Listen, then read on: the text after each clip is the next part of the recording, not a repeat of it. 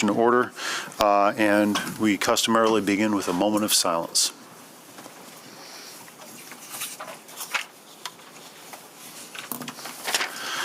If all of you could stand and join us in the Pledge of Allegiance.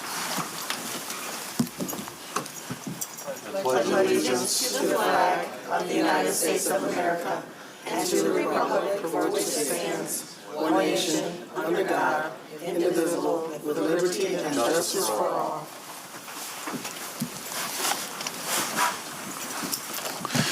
Madam Clerk, if you take the roll.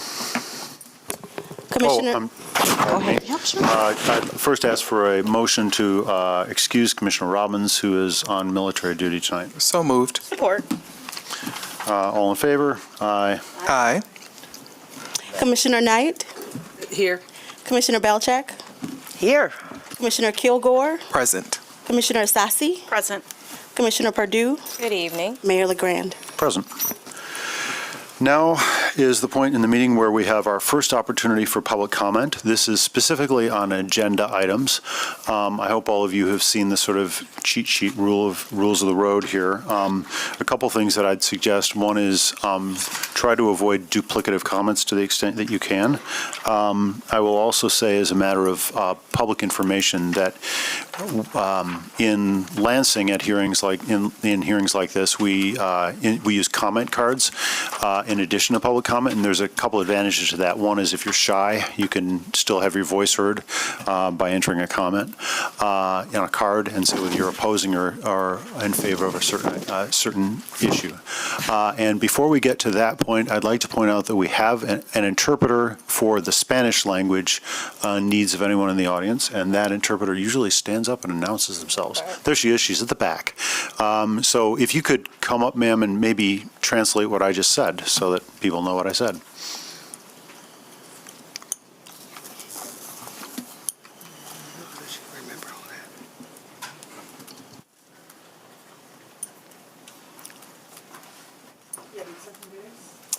Did you hit that button? I'm down. Yeah, of course. Yaritza Jiménez, interpreter. Para los que hablan español, por favor, si hay alguien que interesa dar su comentario, pero tal vez no de manera pública, sepa que hay unas tarjetas donde puede colocar su comentario. Thank you. And the final thing I would ask is for people to be as respectful as they can. We're all in this community together. We all care about a lot of issues deeply, and I welcome your comments. It's also a final matter of optional politeness to give us your name when you come up and talk, because we don't know everyone in the city. So this is the moment for initial public comment on agenda items. So anyone who wants to speak to those can come up and talk to and address the microphone.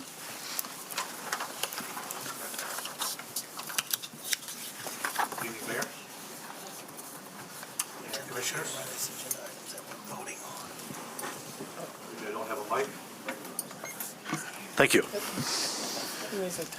Daniel Scott, 30-year resident of the city. My real identity is I'm a follower of the Lord Jesus Christ. First of all, let me welcome the new mayor, Mayor LeGrand, and the new commissioners, Ms. Belcheck and Mr. Kilgore. My personal congratulations to winning your elections. And let me just say here that I'd be happy to pray for you if you have any personal requests or related to your office here. I know this is not easy, this work, and be happy to pray for you if you would let me know. I want to address the fiscal agenda.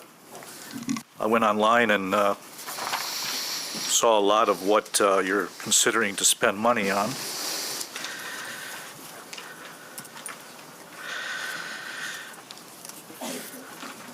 My appeal would be to spend it wisely. Of course, it's our money. I pay taxes. I've been opposed to the very expensive amphitheater, and now the $24 million that's needed to build a parking structure. I don't know if you heard Police Chief Winstrom on December 28, 2024, Wood TV knows, I think I'm quoting him correctly, if the amphitheater opened tomorrow, we would not have enough officers to patrol it and keep people safe. With all the issues going on in our city, our country, water main breaks, hurricanes, not up here, of course, wildfires in the west. That may never happen here. Point of order, Mr. Mayor. What item is Pastor Scott speaking to on fiscal? I think we have a lot of people who want to speak on a number of items today, and I want to make sure I understand what item on fiscal that he's speaking to. Resolution revising the existing downtown Grand Rapids Social District, plus the fiscal, the money, okay? Spend the money wisely. It's our money. I oppose a resolution based on Holy Scripture about opening more places to get drunk. I probably have another 30 seconds now. Longtime minister in the inner city, Hartside specifically. Take a walk with me one day and you'll see the results of alcohol abuse.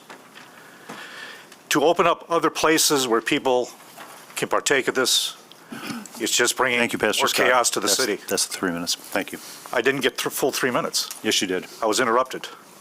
Well, I'm going to call that 3 minutes. I understand, but there was an attempt to keep you on the agenda item, and I think it was a good faith effort, and I'm going to count that as part of your 3 minutes. Okay, sir. I'll remember that.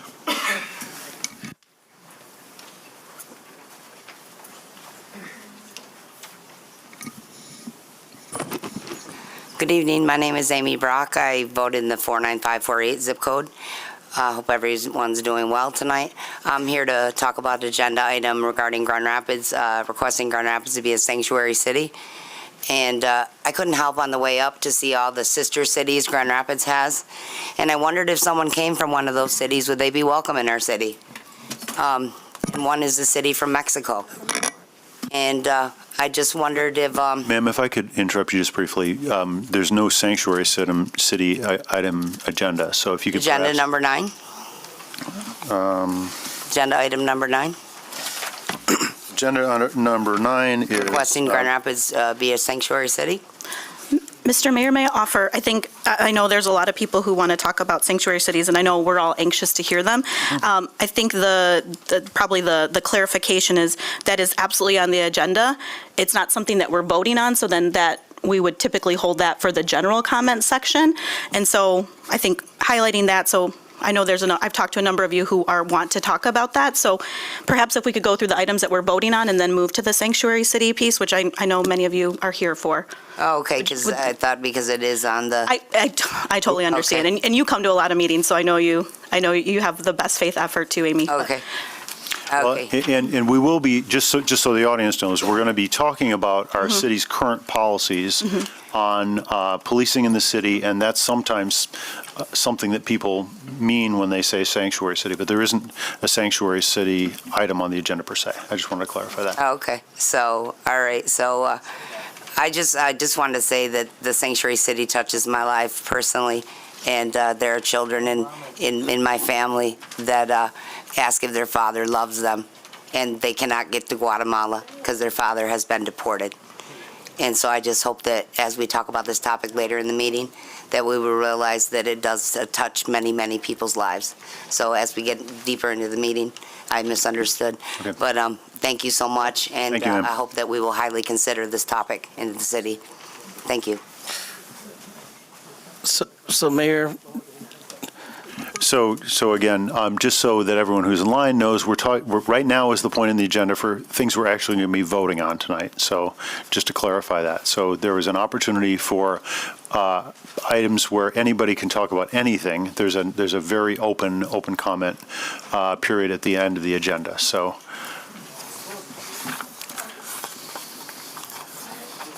thanks, folks. And not that we're not trying to hear you.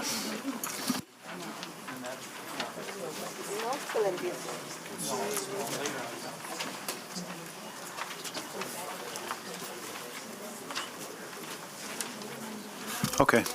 That being, it seems like there's no one else who wants to talk about things that are actually on the agenda right now. Well, I'm not criticizing, I'm just pointing out where we are in the agenda, folks. So I would like to move on now to approval of the minutes. And for that motion, for that action, I'll need a motion of support to approve the meetings from 1:14.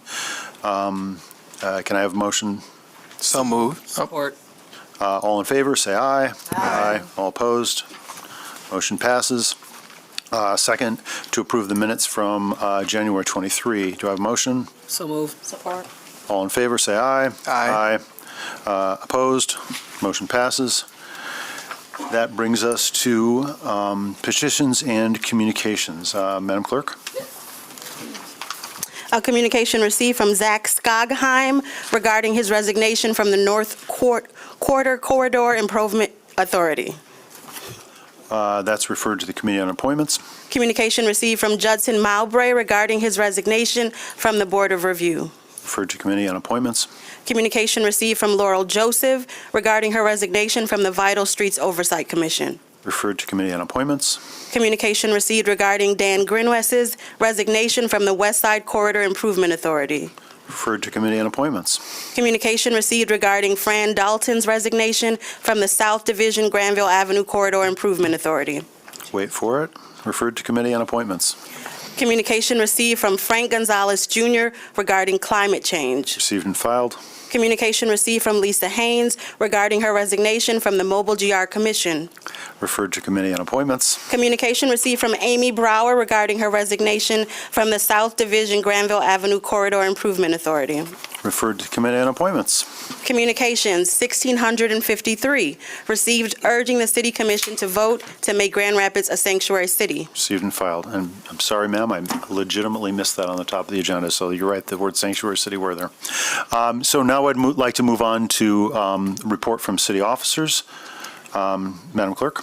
Comptroller's warrant report for the period of December 31st, 2024 through January 13th, 2025 in the amount of $28,953,106.87 and small claims report. Received and filed. A treasurer's report for period of December 26th, 2024 through January 26th, 2025. Received and filed.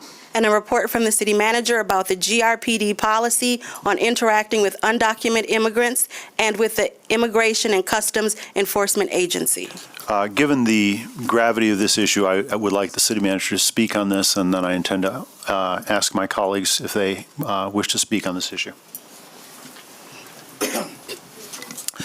Thank you, Mayor and Commissioners, and those of you who are here tonight. I want to begin by acknowledging the difficulty around this very subject matter I'm about to talk about, and given the national dialogue and the trauma and the confusion and fear that is felt not only across our city and this country. This is a very unfortunate moment that we have to try to ensure that all of our community feels safe. And there are many executive orders that have come out, and we are doing our best to try to make sense of the various executive orders that deal with DEI and border security and immigration enforcement and other matters regarding gender identity and energy and climate. Time won't permit an exhaustive discussion of all of these matters, but given the current interest on immigration enforcement, I just want to apprise the City Commission and the public of the GRPD policy, and that's the reason why we place it as a report item on the agenda, and it is in the packet for the public to also reference. Just by way of history, in 2017, the City Commission enacted the Equal Services Policy, and was a collaboration between the Community Relations Commission and our Equal Employment Office. That policy ensured that a public servant who is not a police officer shall not inquire into the immigration status of any person and engage in activities designed to ascertain the immigration status of a citizen while acting in their scope of employment. The policy also referenced the GRPD impartial police policy, but it was not prescriptive to policing duties because the police conduct was departmental policy that was governed by the police department. In 2018, shortly after that policy passed, there was an incident in our city in November 2018. Mr. Hilmar Ramos Gomez, a military veteran, was arrested on trespass charges and detained in the Kent County Jail for ICE detainment. That should not have happened in the manner in which it happened. The city subsequently settled that matter with Mr. Ramos and created a more specific policy for the Grand Rapids Police Department. And that is the policy that is in the packet tonight. After that incident, the Grand Rapids Police Department adopted a policy that ensures equal enforcement of the law, regardless of citizenship, and would not hold foreign nationals without a judicial warrant. More specifically, the policy was more prescriptive in saying that officers will not coerce or threaten with deportation or engage in verbal abuse of any person based on a person's actual or perceived immigration status or citizenship. The department will not inquire into a person's immigration status when a person seeks police services such as filing complaints or reporting incidents to 911. Moreover, officers will not stop, question, investigate individuals, request information on immigration status, or request information on immigration status unless there's an imminent danger to the public. And these are, police chief has done a real good job in clarifying. Our focus is on forcing violent crime. And much of the violent crime that's committed in our city are not committed by undocumented persons. So we are a city that's focused on safety and not status, and we are not committing our resources to do things that are not in the highest priority of the city of Grand Rapids. And so, in essence, Mayor, I will stop right there and turn it back over to you. Thank you. So before I hand it off to my colleagues, let me say that I know that many of us up here see this as primarily a moral question. And we think that it is imperative that we honor the contributions of people who have built their lives in this community, and that we remember that those people are our brothers and sisters. And we are in a moment where those questions suddenly became much more acute because of rhetoric at this point, and it's thus far rhetoric, but it's alarming rhetoric at the federal level. And there's a term that's floated around a lot, and it's the term is sanctuary city. And as some of you know, and maybe not all of you know, that's sort of a term that the media came up with. So it's not a term that really has any legal status. The question for this commission is, what can we do to honor and respect and support the members of our community, and what things are simply not in our power? So we are not the federal government. So there are things that we cannot do. We don't have an army.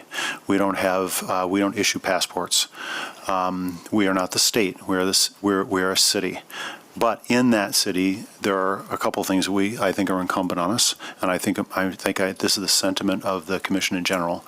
We have an obligation to speak out on this issue and to speak out on it in moral terms, and to do everything in our power to respect, honor, and support the members of our community who have built their lives here.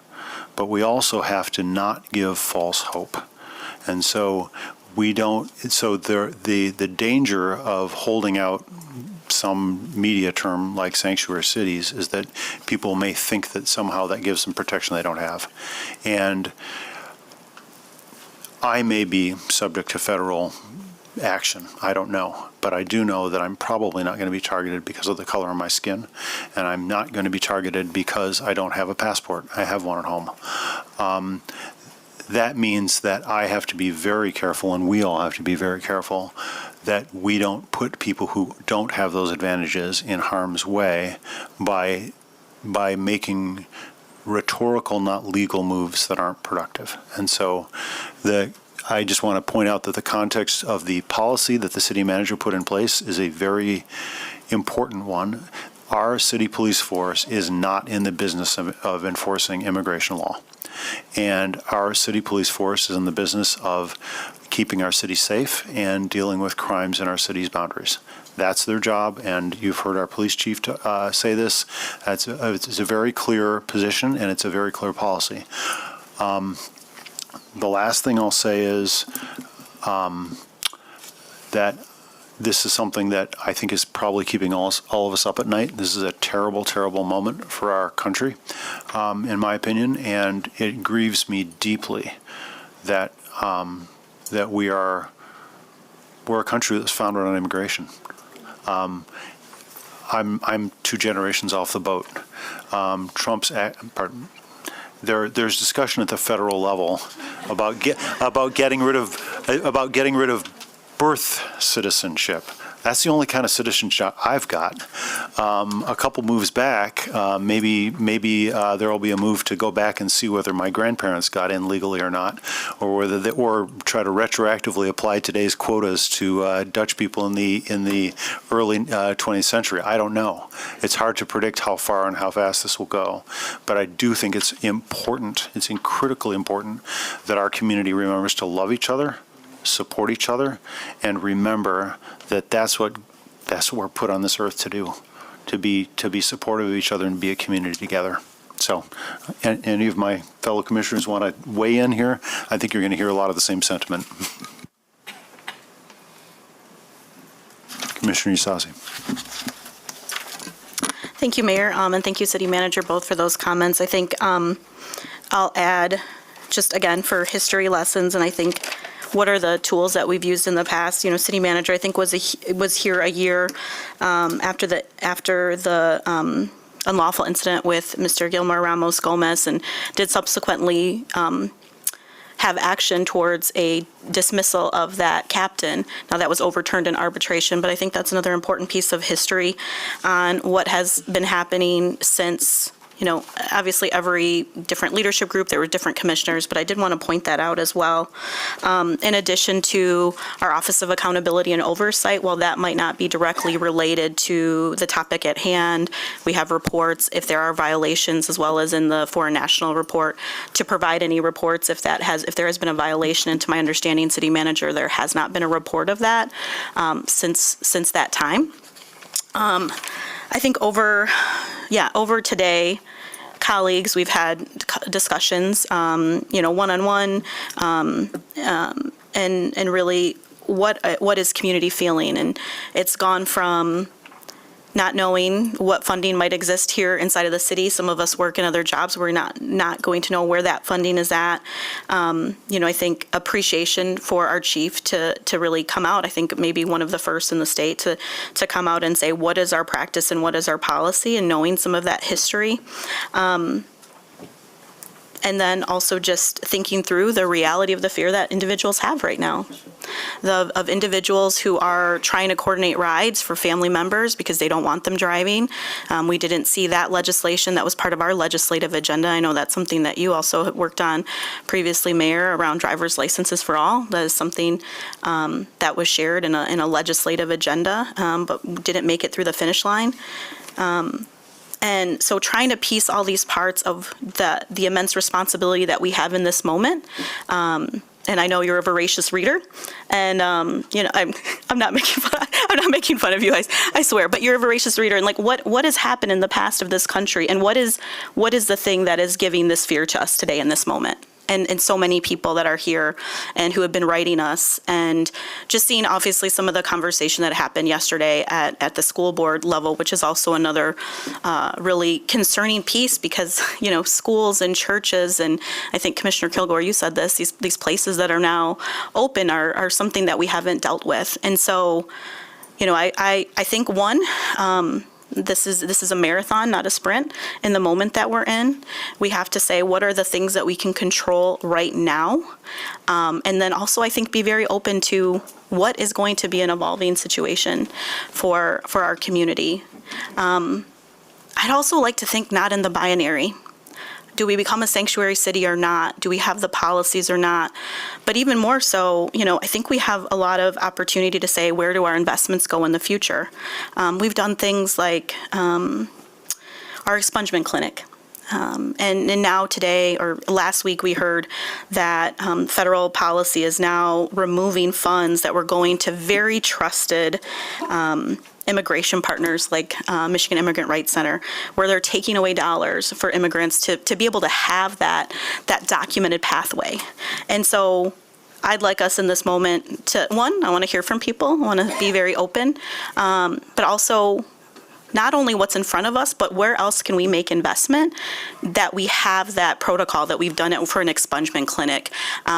We've done it for other arenas where we can provide the resources directly as another show of trying to provide a concrete example to community. And I get it, like there is, I don't trust a lot of things right now either, you had fact checking our news. And so I guess I'll leave my comments at that is, there's the binary decisions in front of us, but then there's also what is this moment and what do we have to invest in as a city. We just talked today about our citizens guide to our financials. And in there we talked, and we'll go through our budgetary process, but our unassigned general fund dollars and really think about what we can do, because I think it's not enough to say we have the policies, and I get that those feel like they're just pieces of paper, but what can we also add to show that we don't just value, those that are immigrants, new Americans, documented or not. It's, I think a lot of times we're talking in what is the economic value that individuals bring, and I think in this moment, at least some of the conversations I've had, I haven't been able to talk to everybody on one-on-one, is like not just the value that a human being brings, but like their individual humanity. And so I hope that we can talk more about that as a body around where are some investments that we can make during this moment. So thank you. And thank you for people who are here today. Thank you. Other commissioners? I'll save mine until after. All right. I feel a preaching moment coming on. All right. Yeah, I like that idea, Commissioner Knight. I also probably have more to say, but I feel like it's necessary to step in at this moment and simply remind all of you and all of us up here that the city is only as good as we are collectively. We each are part of this important community. There are many communities within the community, and we don't always know what's impacting everyone. And I, for one, would like to just reiterate that if you came here to talk about this idea and we inadvertently preempted your comment here on the agenda to, let you know that we do want to hear from you. That is not on purpose. It's just us getting used to things. And so I still want to hear everyone's opinions and thoughts. I do want to highlight that we have spent some time really digging into this, and the research that I find out there is also talking about what does it mean to be secure and safe and the messaging around it. It's more than just words. We have to take action where we actually live, work, and play on the streets, in our homes, in our schools, and in meetings like this. So I'm just inviting all of us to think about that we are Grand Rapids. Thank you, and thank you, City Manager, for bringing this to the fore.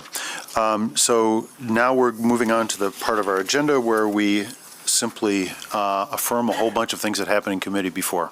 So you're not going to get to see a lot of things that happen in committee, but you can always see them online. So this is the consent agenda approval, which will take us several pages further into the agenda if we approve our approvals. So motion to pass the consent agenda. So moved. All in favor, say aye. Aye. All opposed, motion carries. Items removed from consent. I believe that's an empty set today. So that brings us to ordinances to be adopted. The first item on the agenda, for those of you who are following at home, Commissioner Knight, can you speak to the budget ordinance amendment? Yes, and we have quite a few, Mayor. First, for the clerk department, the election reimbursement from the state of Michigan. The Clerk Department is requesting to recognize and appropriate a reimbursement in the amount of $89,269.90. Sorry, so moved. Support. Right? Thank you. Backing right up. Continue. Sorry.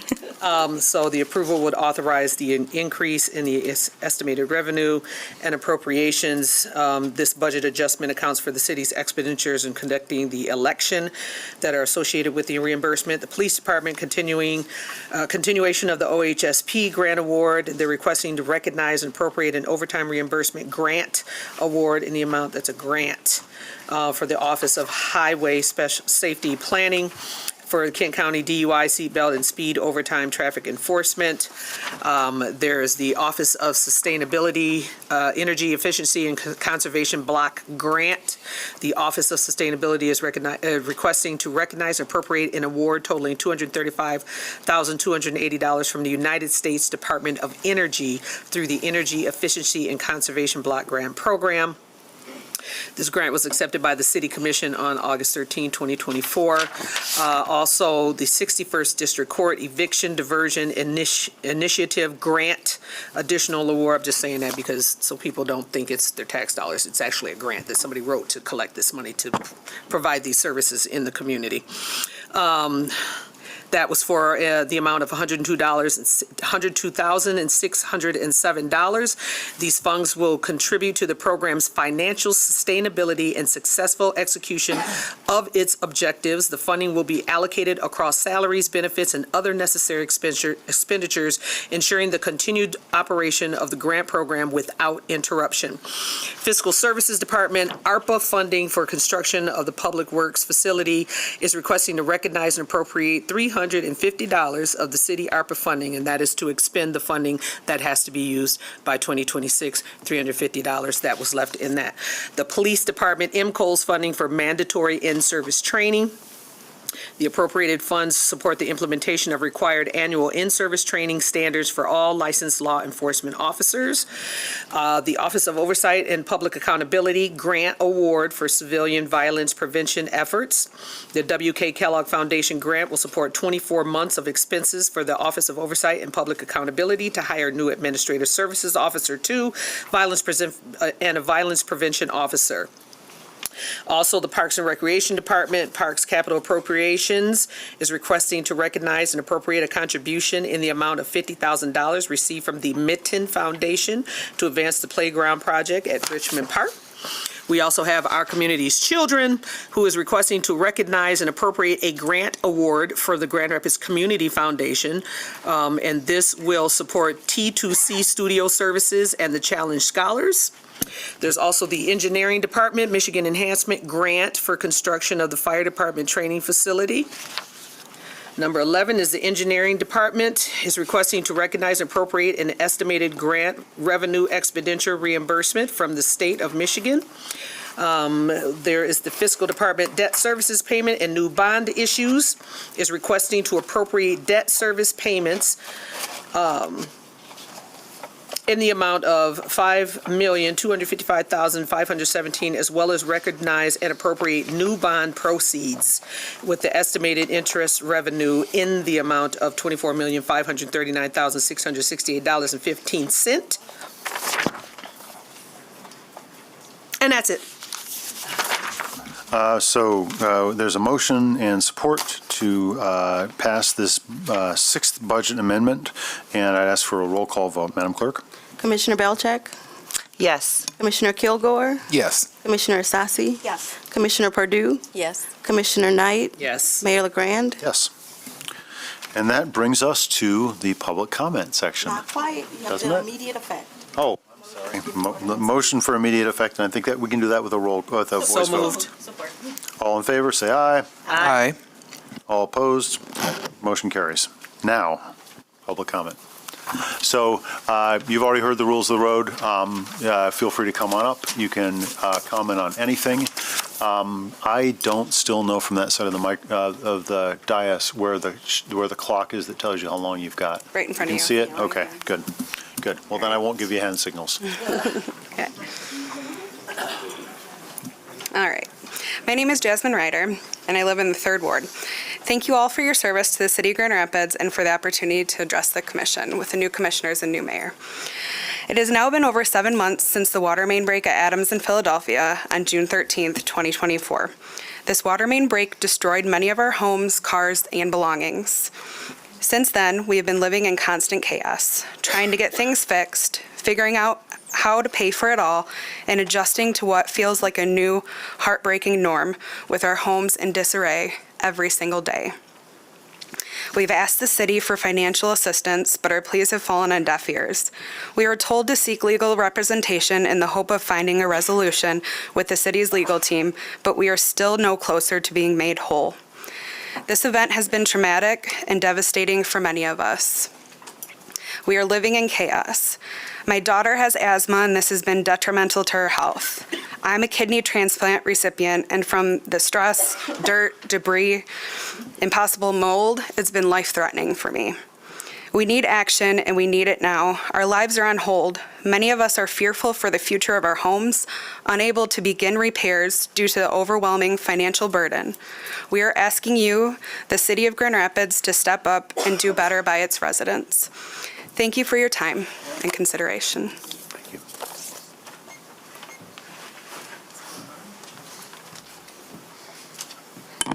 ¿Me puede traducir alguien?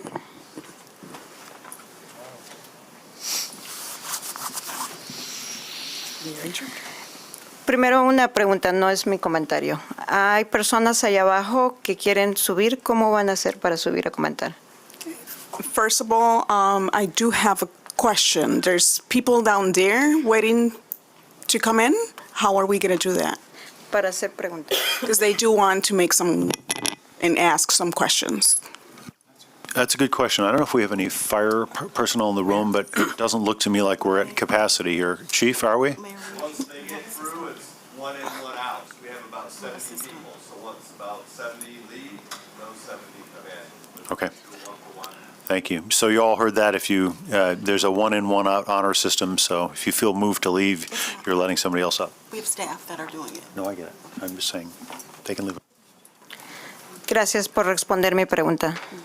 Thank you very much for responding to my question. Mi nombre es Gemma y he estado viviendo aquí en el área de Grand Rapids por como 30 años. My name is Gemma, and I've been living here for over 30 years. Primero quiero hablar sobre la palabra santuario. First, I want to talk about the word sanctuary. Parece que no quisieran hablar de la ciudad santuario. It seems like nobody wants to talk about that sanctuary city word. Usar la palabra. Alguien las haya inventado. And words have a meaning even if someone has just invented it. Y para nuestra comunidad, santuario significa un lugar donde no tengo miedo. And for the community, sanctuary word means a place without fear. Y para recibirme a la comunidad es la comunidad que está aquí viviendo, trabajando, consumiendo, pero que en realidad no tiene una documentación propia. And by people, I mean people that lives here, that works here, but that probably does not have documentation. Entonces, bueno, estoy viendo que se me está acabando el tiempo, pero estamos traduciendo. My time is almost up, but we are having the translation, interpretation, so maybe a little bit more of time. I'll give you an additional minute. I think that's a perfectly legitimate point. Ok, gracias. Y qué bueno que mencionaron acerca de Gilmar, que fue algo muy injusto, pero ese ejemplo era lo que nosotros estamos diciendo, que la policía estaba deteniendo a personas que parecen inmigrantes. Thank you, Mayor, for the additional time. And in terms to the Gilmore, I just want to say that that's exactly what we're trying to explain, the profiling. Lo que estamos pidiendo aquí, que la ciudad se convierta en ciudad santuario, es para que la policía no solamente no diga que va a cooperar, sino que esté en su política de la ciudad, que no va a ser otro agente de inmigración. And what we're looking for is for the city police to stand and to make sure, we want to make sure that they are not going to cooperate with the immigration government, or, I'm so sorry, immigration forces. En la política, ahorita en la política, que usted lo tiene, dice que cuando le van a preguntar que sea parte de la policía, dice que sí lo van a hacer, que sí van a cooperar con ICE. That's the end of your minute, but go ahead and translate it. We do understand that, yes, the city police is actually going to cooperate with the immigration forces. Gracias. Thank you, ma'am. Thank you.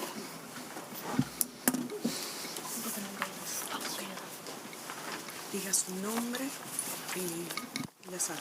Si quiere, yo le voy a agarrar If you're going to need a translator, I'll give you 4 minutes also, okay, ma'am? Gracias. Mi nombre es Nerida Áviles. My name is Nerida Áviles. Tengo 26 años de residir en Grand Rapids, Michigan. I have 26 years resided in Michigan, Grand Rapids, Trabajando y pagando taxas desde el día 1 hasta el día de hoy. working and paying taxes since day first. Mi esposo y mis hijos también están aquí, My husband and my kids are also here, los cuales también trabajan y contribuyen al igual que millones de inmigrantes en este país. they also work and contribute here, just like any other immigrants. Pero también somos millones que estamos viviendo en estos momentos el miedo e incertidumbre But many of us are here fearing for the situation por los arrestos, detenciones y redadas de ICE, due to arrests from ICE. por eso es importante que este lugar y muchos otros se declaren santuario. That's why it's important for this city to become a sanctuary city. Pero también que la policía no tenga ninguna cooperación con ICE, But also for the city police not to have any cooperation with the ICE forces, porque están causando en los más vulnerables que son los niños, because they're causing to specifically kids tremendo daño emocional, a very dramatic emotional damage, porque durante el día pueden estar rodeados de psicólogos, because during the day they might be surrounded by psychologists, pero cuando se hace de noche están solos porque están perdiendo lo más importante que son sus padres. but then during the night, when the night comes, they're losing, and probably they will lose the most important, their parents, Que son la estabilidad para cualquier niño en este país. which is actually the stability for any kid in this country. Y todos los niños tienen los mismos derechos, All kids have the same rights, los de ustedes y los míos. yours and mine. Gracias. Thank you. Thank you, ma'am.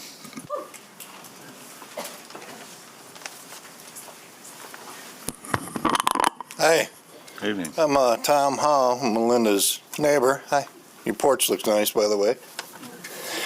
This is, these people don't have anything to fear if they come into the country legally. I mean, there's nothing to fear. You can't fear any politician or anything, ICE or anything, if you're legal. What do you care? This is the form you fill out when you come to the country. You can do it on your phone. They can fill it out and wait on the other side of the wall for 5 days and get approval to come in. It's not hard. You can do it on your phone. I did it. I'm 61. I did it today. It took 5 minutes. The restrictions of a sanctuary city only restrict ICE. If you look on YouTube, they have FBI, DEA, ATF along with them. So who are you going to blame? You can't just blame ICE and say, no, you can't come into our schools. They don't want to do that. They have a thing that they say that I think it is, where is it? I wrote it down. They're only going to get the worst people. They're not going to go after kids or nothing like that. They're going to go after felons and people that are criminals and stuff.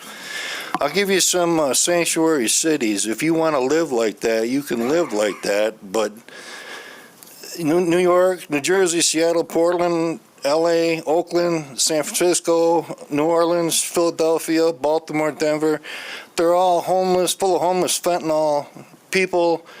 You know, let them do what they want to do and get the people out of here. You know, I mean, when after World War II was over, Hitler's Nazis ran to sanctuary cities. You know, it's the same thing. Let them come in and clean it out. You probably should take in consideration that, you know, Trump's coming and he'll hold everybody here accountable. If you don't work with him, why wouldn't you work with him? I mean, they're not going to take your kids out of school. That's stupid. But they're gonna come get you, and then if you get pulled over by one of those guys back there and you're an illegal, you're going. It doesn't matter. You're going. Because if you come here illegally and you're a law-abiding citizen, can't nobody get messed with here. No, ain't nobody gonna do nothing. It'd be suicide for a politician to mess with me. I pay taxes. I'm fine. I haven't broke the law. So that's just my thought. Don't be a sanctuary city. And everybody remember May 31st, 2020, when Michigan's Grand Rapids' worst day in history happened. And everybody wanted to defund everything, and look what happened then. I don't want it to happen again. Thanks.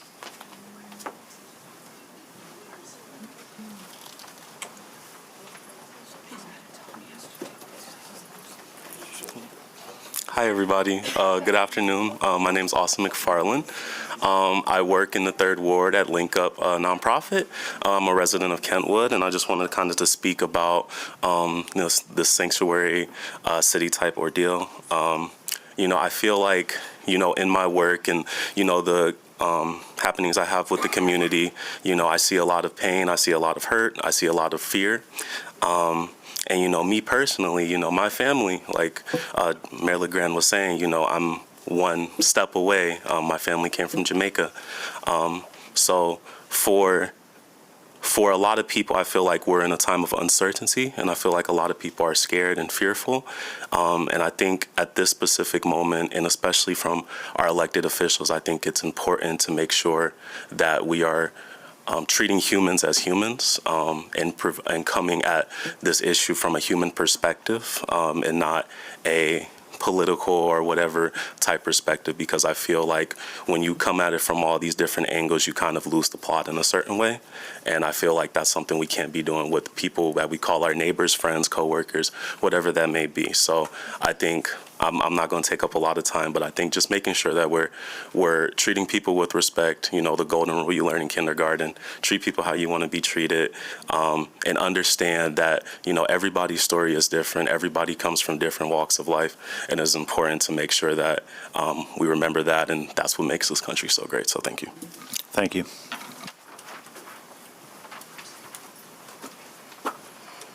Hello, I'm Anna. I am a mental health therapist at Grand Rapids Public Schools. I am not representing Grand Rapids Public Schools. I want to make that clear. I am representing myself and my students and my clients that I work with. Recently, we have had lots of fear in our schools concerning ICE raids, to the point where students aren't able to be educated. They can't even sit in the classroom because they're so scared of their mother, their father, their uncle, their auntie, their tios being taken. So as our Commissioner Yasi had mentioned, let's not think that as this is a binary issue, but I also want us to not think about this as a specific issue. It's a holistic issue, because it's not only affecting certain families, it is affecting our whole community in education. Because guess what? My community is sitting with y'all's community. with your children who are also being distracted and feeling the secondary trauma of the peers. And so the fact that that my phone is ringing off the hook, that I'm getting email after email from families being worried about their children because they're not sleeping at night because they're scared of their friend being deported or their friend's parent being deported. This is a holistic issue.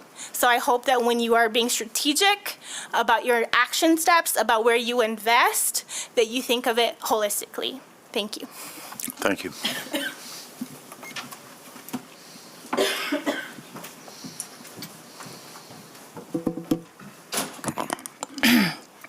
Good evening. Over the course of the last 2 weeks, I have cried more than I have cried over the course of the last year cumulatively. Working with unaccompanied refugee youth, I have seen firsthand the impacts that Donald Trump's executive orders have had on the community, and it's not pretty. The youth I work with come from all over the world, having received special legal immigration status. They arrive here after years waiting in refugee camps, fleeing from their homes due to war, violence, assault, and living in poverty. And with one of my clients' permissions, I would like to share something he wanted me to tell all of you today. I fled my home country due to extreme violence, persecution, and torture. Returning would put my life in danger. This child is 16. I came to the United States in hopes of finding safety and the opportunity to study. They are an advanced placement student, and contribute to this great nation. At my age, the trauma I have suffered has left me vulnerable, and deportation would be a death sentence. I ask for your clemency in allowing me to stay here and create extra protections for me, where I can live without fear and continue my education. America is the land of opportunity, end quote. The youth that I work with, oh my gosh, I'm shaking so bad. The youth that I work with have experienced some of the most horrendous turmoil known to mankind. I wouldn't wish it on anybody. They carry lifetimes of trauma with them every day. With Donald Trump suspending the Refugee Assistance Program for at least the next 90 days, since these youth are not technically full citizens, they are at risk. Despite being temporary court wards, despite having affidavits of guardianship, and despite having I-94 documents, these don't 100% protect them from ICE under the current executive order. Having to tell my boys yesterday that they might not be able to go to school or mosque was one of the hardest things I've ever had to do. And watching their hearts sink hurt me deeply. The worst part about it was knowing that there was nothing I could do to actually stop this from happening to them, except for come here. So I'm going to use my voice to whatever I can. And as someone who has experienced long-lasting childhood trauma, and I also grew up in poverty in Kentwood, I empathize so deeply. I empathize so deeply with their desire to develop independence and be successful. I go to work every day hoping they will see me, an independent 22-year-old. I'm a master's student studying social work. And I hope that they see that achieving the impossible is possible and overcoming barriers is attainable if they work hard. But this could all go away. Thank you, ma'am. Please make Grand Rapids a sanctuary city. And if those of you who are coming up are willing, we'd appreciate knowing your name and the city you reside in. My name is Sergio Cira Reyes. I live in the 2nd Ward here in the city of Grand Rapids. I lived in Grand Rapids for the last 25 years. The majority of my life, I've lived here in Grand Rapids. I was born in Mexico, and I grew up in LA. My family was undocumented growing up, and when I was a freshman in high school, both of my parents were deported. ICE came to where they worked, and they took both of my parents. Even to this day,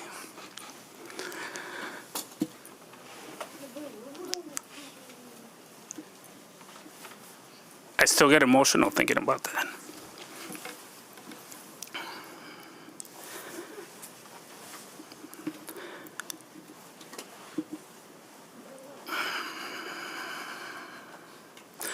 This is what led me to organizing with Movimiento Cosecha.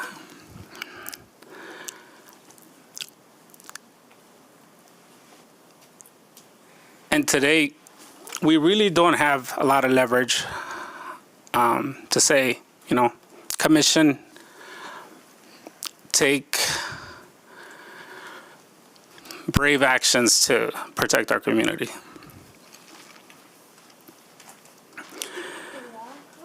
But I want to thank, new mayor and city manager for taking the stances you've taken today as a city. I don't know what all is your decision. What is a city collective policy? I know the majority of you sitting there, and many of you on a personal level, and I'm confident that I'm confident that you are on our side and that you want to protect our community. Today, I want to ask you to go beyond what you've already committed to. In the past, there's been city police has collaborated with ICE, going to places and helping ICE with manpower, people power to arrest people. And I ask you to go beyond a promise to creating a protocol where officers will be held accountable when they collaborate with ICE, and give us those assurances. Our community is scared. You know this. I don't know how many letters you've had in the past reaching out to you. Over 1,300 letters is a significant number. We make up almost 20% of the population, so I ask you to represent us as you were elected to do, our community as well. Thank you. Thank you.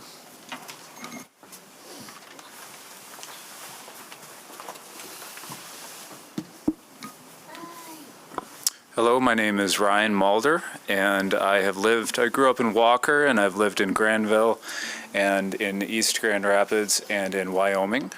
I really like Grand Rapids and how it's run. It's been a great blessing to have grown up in such a fast-paced, moving, progressing city that is growing rapidly and has great future prospects. I studied geography and cartography at Aquinas College because I grew to enjoy our natural landscape so much, as well as how our cities are built and how our suburbs are laid out. My ancestors came here shortly before the American Civil War, after Michigan received its statehood in the following decades. And I come from a long line of bakers and bricklayers and people who pour concrete. So my ancestors helped build this city. I worked for the U.S. Census in 2020 as an enumerator, where I walked door to door conducting surveys that are used for the Census Bureau now for the bedrock of our statistics and how we know about immigration. I did this in Wyoming and Granville. I was amazed at how many houses that I knocked on the doors, and there were 13 people living in those houses, multi-generational families, all of which only one, usually the youngest child, spoke English. Looking back, I am almost certain that these were illegal migrants who were living in homes that were built by my ancestors for American citizens. Over my lifetime, the cost of living here has grown extraordinarily. When I was in high school, I planned to budget $500 a month for rent, and now I'm paying $1,300. The cost of living is out of control. Our wages have not gone up they have not gone up to pace with inflation and the cost of living. A large part of this is the unfettered illegal migration into this country. In the 62 years that Ellis Island operated, 12 million migrants passed through those gates. In 5 years, we have had nearly double that number cross over the border illegally. 20 to 30 million are the statistics that I have heard, though I cannot be sure if those are true. I am surprised to hear your tone at the beginning of this meeting stating that this is a moral issue. It is a legal one. And you are the civil authority of Grand Rapids. This is not a moral issue. We do not hate Hispanics. There is simply no control over our immigration system, and that is not a way for a city or a country to function. Therefore, we should not be anything close to a sanctuary city.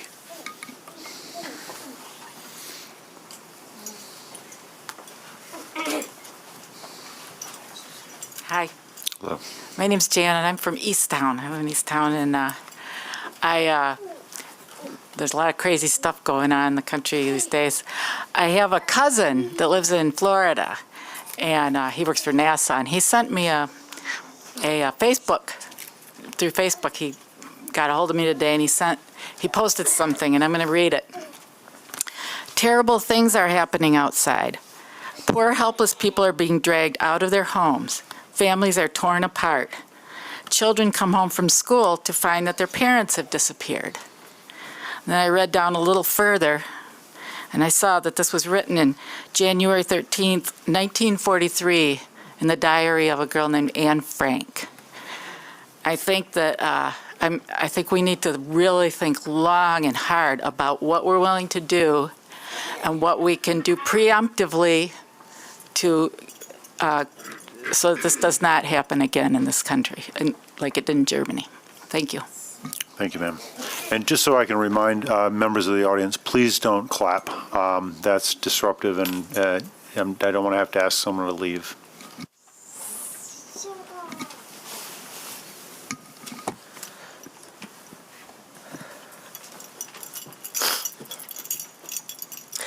My name is Jocelyn Barnes, and I was born in Grand Rapids, Michigan at Butterworth Hospital in 1996.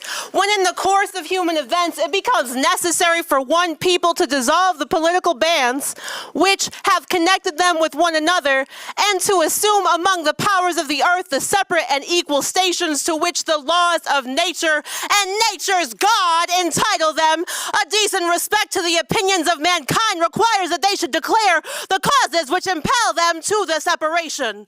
We hold these truths to be self-evident, that all men are created equal and they are endowed by their Creator with certain unalienable rights. And among these are life, liberty, and the pursuit of happiness. Let freedom ring as we declared our independence in Congress July 4th, 1776. The etymology of immigrant is from Latin immigratus, to remove, go into, move in. We know it as one who moves to a country where one is not a native for the purpose of settling permanently there. Sanctuary comes from late Latin sanctarium, meaning a sacred place or shrine.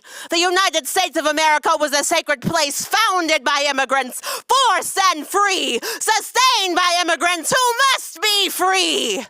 New folks come around seeking refuge and opportunity, often as a direct consequence of U.S. policies and actions that have contributed to instability in their home countries. The ideals of life, liberty, and the pursuit of happiness should extend to all individuals, regardless of their origins, recognizing the intersectionalism of U.S. actions abroad and the resulting migration patterns underscores the importance of compassion and responsibility that we hold in welcoming newcomers. Providing sanctuary is not just an act of kindness, it's a recognition of moral accountability, our shared humanity, and the need for safe haven that many immigrants seek. Let's take it back through history, though. Martin Luther King Jr. had a dream. I heard it first in kindergarten. I have a dream that one day this nation will rise up and live out the true meaning of its creed. We hold these truths to be self-evident, that all men are created equal. I have a dream that one day on the red hills of Georgia, the sons of former slaves and the sons of former slave owners will be able to sit down together at the table of brotherhood. I have a dream that one day even the state of Mississippi, a state sweltering with the heat of injustice, sweltering with the heat of oppression, will be transformed into an oasis of freedom and justice. I have a dream that my 4 little children will one day live in a nation where they will not be judged by the color of their skin, but by the content of their character. I have a dream today. Let's keep his dream alive, make it real and not history. Thanks.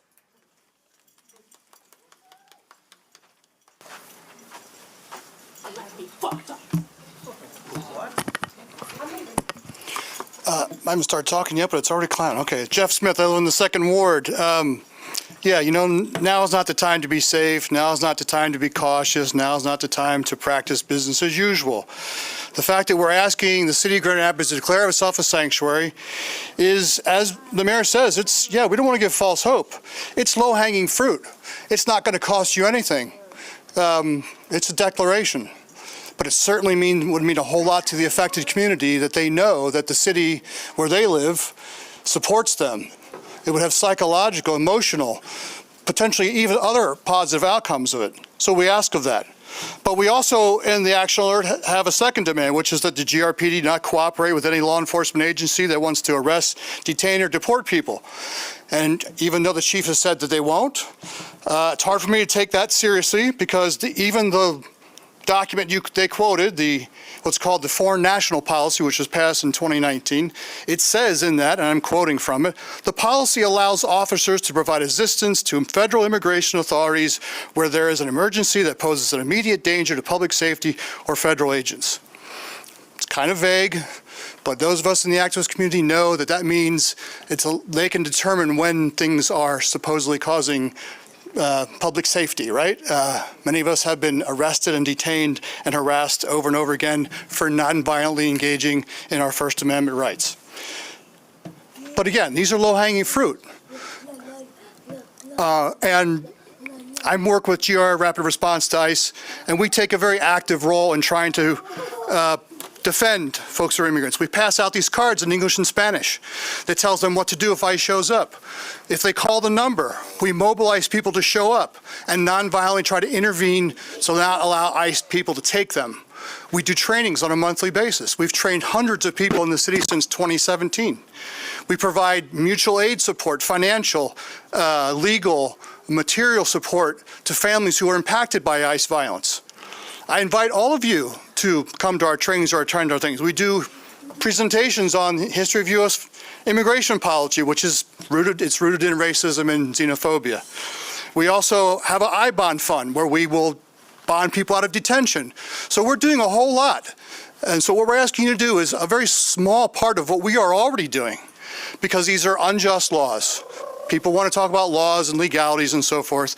Social movements have always resisted unjust laws. Slavery was legal, Jim Crow laws were legal, all kinds of unjust things were illegal or were legal, and we're saying that we will resist those laws regardless of their status because we believe it's important to stand with the affected community, our brothers and sisters, our co-workers, our neighbors, immigrants. Thank you. Thank you. Tyler, I'm from the second ward. One of those. How many people today are going to plead their case? How many injustices are going to happen in the city before you guys open your eyes to what's happening? Are you going to stand with injustice, turn your backs to it, or are you going to do something about it? It's a simple request to make this a sanctuary city, to stand with the affected communities and to do something to help them. You have that power. You have that power to make that change. You have the power to talk to other authority figures and push to make this a better place. So I don't know how many people it's going to take or how long it's going to take, but each day we wait, it's going to get worse and worse. More families are going to suffer. More people are going to suffer.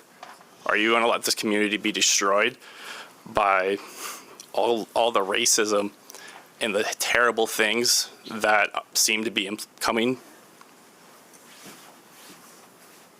Because I for sure won't stand for that. I'm going to keep fighting.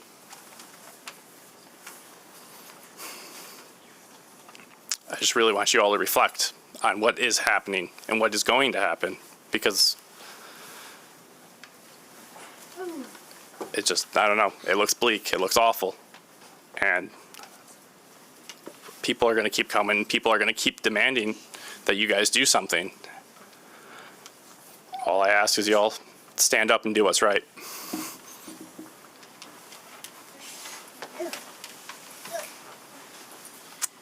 Good evening. I'm going to probably say things you've heard, but I think it's worth repeating. My name is Sherry McLean Beatty. I live in the First Ward. Been in Grand Rapids for about 32 years. I'm older than 32. I'm a third-generation immigrant of Italian and Slovakia. and a sixth generation of Ireland. The immigration legality of my ancestors were buried long ago. It is trite sounding to say, with the exception of the First Nation survivors, we are a country of immigrants. It is not trite sounding to say that our history as a nation of immigration policy and management has been continues to be based on race, wealth, property, and class. It has been said that the hard questions have easy answers, and they are always wrong. The Trump administration, the current administration, is no exception and is answering our hard immigration questions with easy answers and actions, neither of which are actual answers, and kicks the can down the road for years to come, while placing so many of our immigrant communities and refugee communities in harm's or death's way, and unraveling our country's threads of justice and humanity. This current administration has many names for our brothers and sisters: aliens, illegals, criminals, rapists, drug gangs, and undocumented, and migrants once in a while. This administration has sanctioned ICE and the U.S. military to arrest and deport these undocumented quote-unquote criminals, and has stated that there will be collateral damage arrest with immigrants who are not criminals and U.S. citizens, including Native Americans, and have already done such. These are my neighbors. These are my friends. I've worked with them. I've painted with them. I've done murals with them. It's important today for the City of Grand Rapids to declare to the current administration that we are a sanctuary city, and I appreciate your definition and your explanation of that, Mayor LaGrand, but it does seem to get his attention. It does get his attention. It means something. It means something. Our values as a community are compassion, kindness, and empathy. A sanctuary status would be a part of the long road answer to comprehensive immigration reform, legitimizing the system that exists and has existed for decades, if not centuries, which has allowed immigrants and refugees to work and live and hopefully thrive in this country, and to encourage all cities to declare the same. The message would be clear. We are ready to stand against the easy answers. We are ready to stand for the long, hard, and right answer. We stand with our neighbors and friends. Thank you.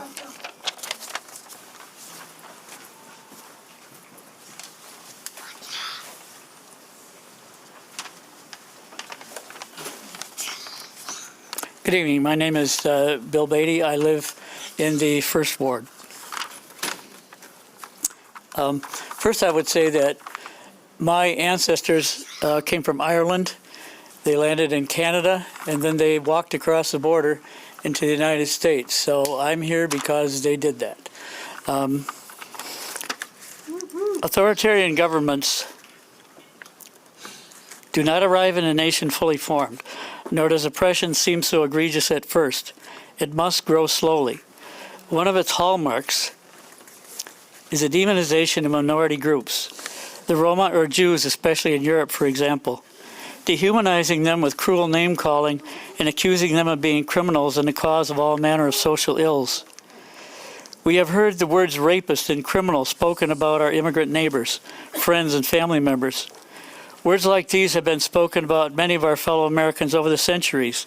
As a child, I heard these same things said about our fellow citizens who were Black or Native American. When these kinds of words, and worse, are spoken by powerful people against a targeted, marginalized group, all manner of evil can be released upon them because the larger populace has been anesthetized into believing the lies about them, especially when it has been a steady drumbeat over years. We can see trouble coming. How many of our fellow human beings living among us here in Grand Rapids will be sent back to God knows what. Many of our neighbors have lived here for decades. They own businesses that are a big part of what makes Grand Rapids a good place to live. They are our friends, our neighbors. Please, together, let's do what we can to safeguard their lives here in Grand Rapids. Thank you.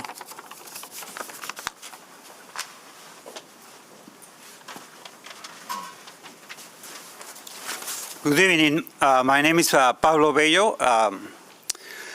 I just want to tell you that you should protect our community. They are planning to take they are taking people already, like to this detention centers, and they are planning to go into schools and take our children. This is very serious actions, I would say. And I also want to tell you that to these guys like this, that we are not responsible for your mediocrity. We don't increase the prices of groceries. We are not responsible Sir, for increasing sir, the. with respect, please direct your comments to us, and also please do not insult anybody. We are not responsible for the increase of groceries prices.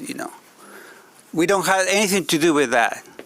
We don't have anything to do with the cost of living, to the rent. No, he said $1,300. Immigrants are not responsible for that.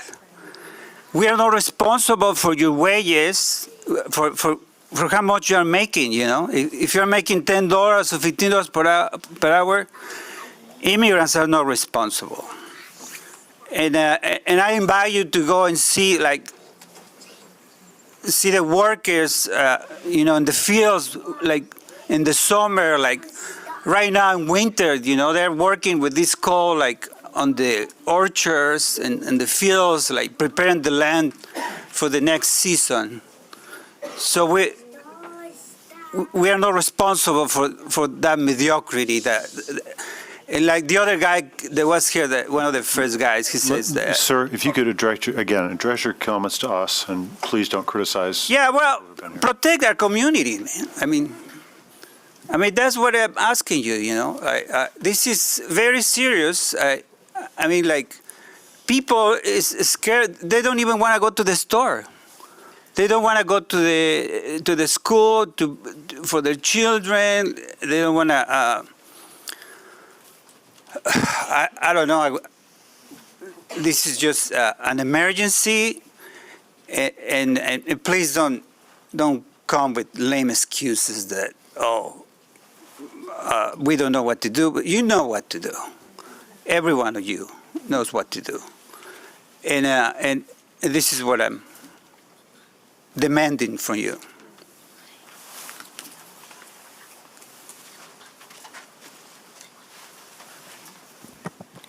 Hello, my name is Bryce. I'm an organizer with the Party for Socialism and Liberation, and I'm a counselor here in this community. As a counselor, I spend most of my days trying to create a sense of safety for people, even for just 1 hour in their day. But I am deeply troubled because right now, when I send folks back out of my office, I'm sending them into a city that is unsafe, racist, traumatic, and against working people. A city where immigrants have to walk around on edge, never safe. And this is not just a moral issue, it's moral and material. Immigrant workers give so much of their labor and value to a system that in return takes their families from them. Immigrant workers want the same exact thing that workers born here want: dignity, respect, the ability to provide a decent life for themselves and their families, and they should be able to define that for themselves and get it. So I am here to ask this commission to show the people of Grand Rapids how far they are willing to go to protect our immigrant neighbors. I demand the commission declare this city a sanctuary city to undocumented immigrants and commit to policies preventing the Grand Rapids Police Department from cooperating with immigration and customs enforcement officials and any law enforcement agency that seek to arrest, detain, and deport immigrants. Policies like restricting the police or other city workers from asking about immigration status, policies that prevent local governments from entering into a contract with the federal government to hold immigrants in detention, or policies preventing immigration detention centers in Grand Rapids, and many more. To close, just know that the people of Grand Rapids are watching closely. All of us here have seen the shameful actions of Democrats and Republicans who recently voted to pass the Laken Riley Act. We are watching to see, will you stand with ICE or the demands of our community?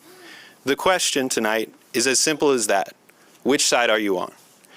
As I know, whatever happens, the working people of Grand Rapids behind me will keep on struggling and stand shoulder to shoulder to defend our immigrant communities. The people united will never be defeated. Thank you.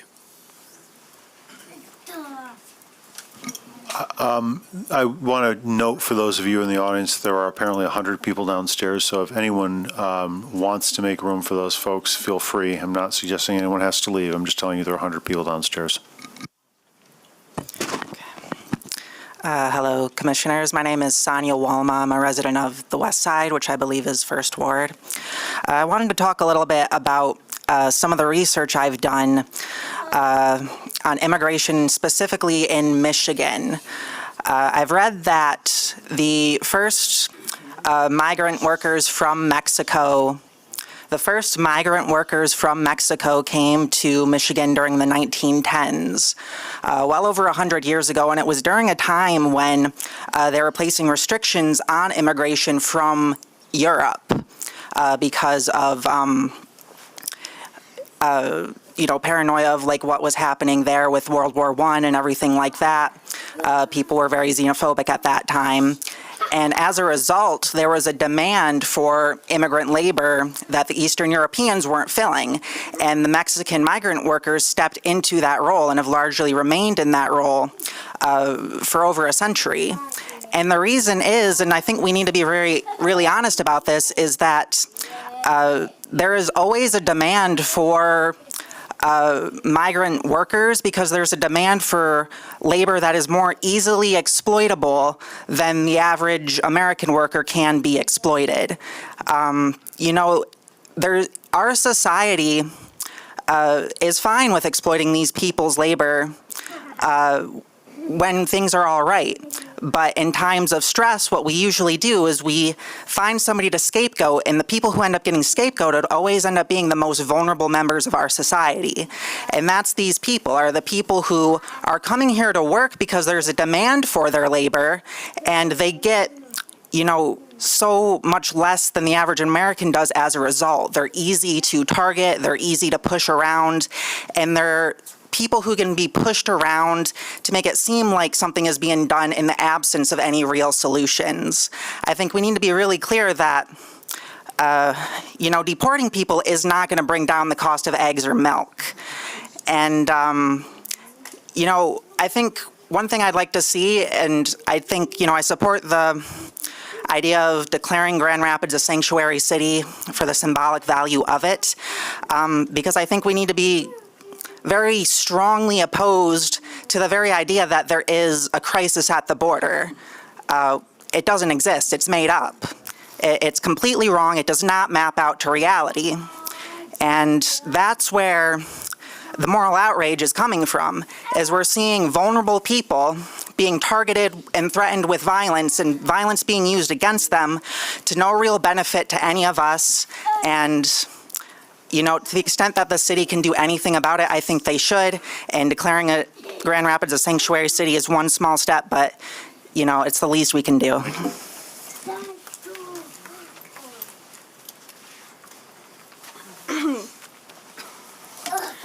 So, my name is Al. Bear with me, I have not spoken in front of a group of people this large before. And I did write some stuff down, but I do want to ask you if you're listening. You don't look like you're listening. You look bored. There's 100 people in line outside because we're scared, and you look kind of bored. So that's pretty disheartening to see from our elected officials. We're all here because we're helpless, and we know you're not the most powerful people, but you're all we have.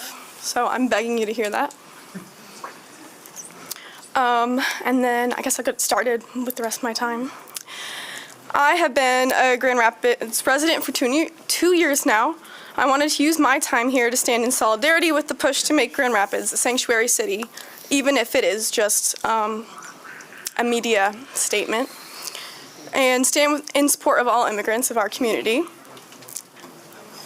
I moved here in 2023 from Southeast Florida, where I was born and raised. There I had the privilege to grow alongside an international blend of people. It is that coming together of families and cultures that makes that part of the country so special to me. And I say this to establish some credibility to my next statement, and I have not met an immigrant I did not love. Every immigrant I had the honor to meet have welcomed me with open arms. Every immigrant I have known has been nothing but kind, generous, resilient, and deeply loving. Immigrants bring art, gathering, celebration, knowledge, and life to our cities. And it was only ever immigrants that brought me food when I was in hard times. And it was only ever immigrants that brought me medicine when I was sick, or drove me home from work when it was late so I'd be home safe.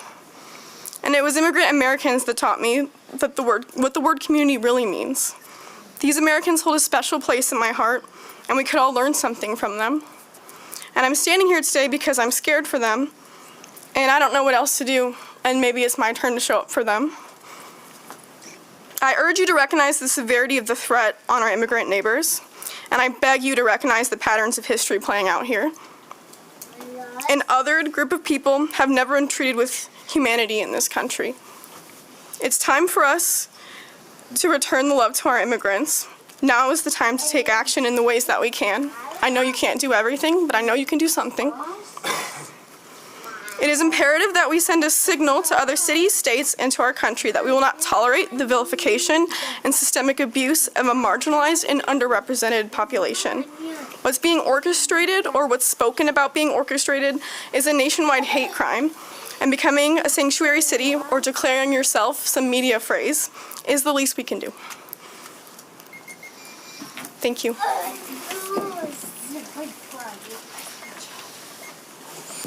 Hi, my name is Travis, and I am a member of this community. I'm a teacher, I am a husband, I'm a friend to people in this community, but I think above all those things, I would value myself as a Christian.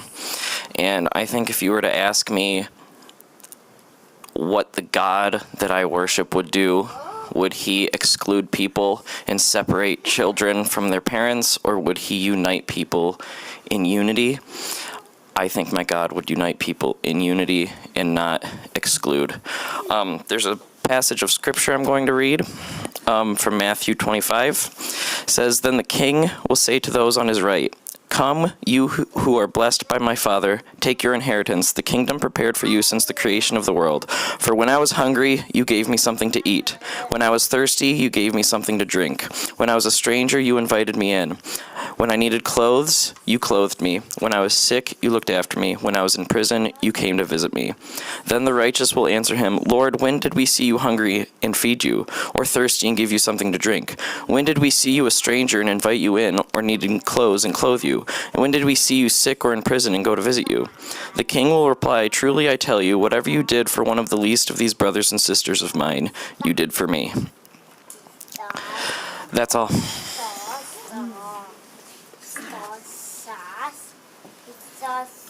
Good evening. My name is Reverend Greta Joe, and I live in the Fulton Heights area of Grand Rapids. And Mayor specifically, but commissioners at large, you spoke of this as a moral issue, and I find my livelihood in the land of morals and ethics and beliefs. And morals, in particular, mean nothing if they are not put into action. So it says a lot to say that this is a moral issue, but it says even more to actually do something. And so that is the ask before you today by the whole of people that you are accountable to, who elected you, who support you. The statements made by the city and the police are a start for which I and many others are grateful. I will not deny that. I changed my statements today based on learning about them and based on your comments, so thank you. But words shared boldly are a start. Becoming a sanctuary city isn't just a media slogan. It is a commitment to supporting a different kind of country than the one being shoved down our throats by Washington. It is more than just a statement. It has legal precedent. A gentleman earlier shared a list of cities that have taken legal steps, who have put legal weight behind those words. So do not dismiss our ask today as a media stunt. Do not dismiss our ask today as just morals. We have put our boots on the ground behind our morals.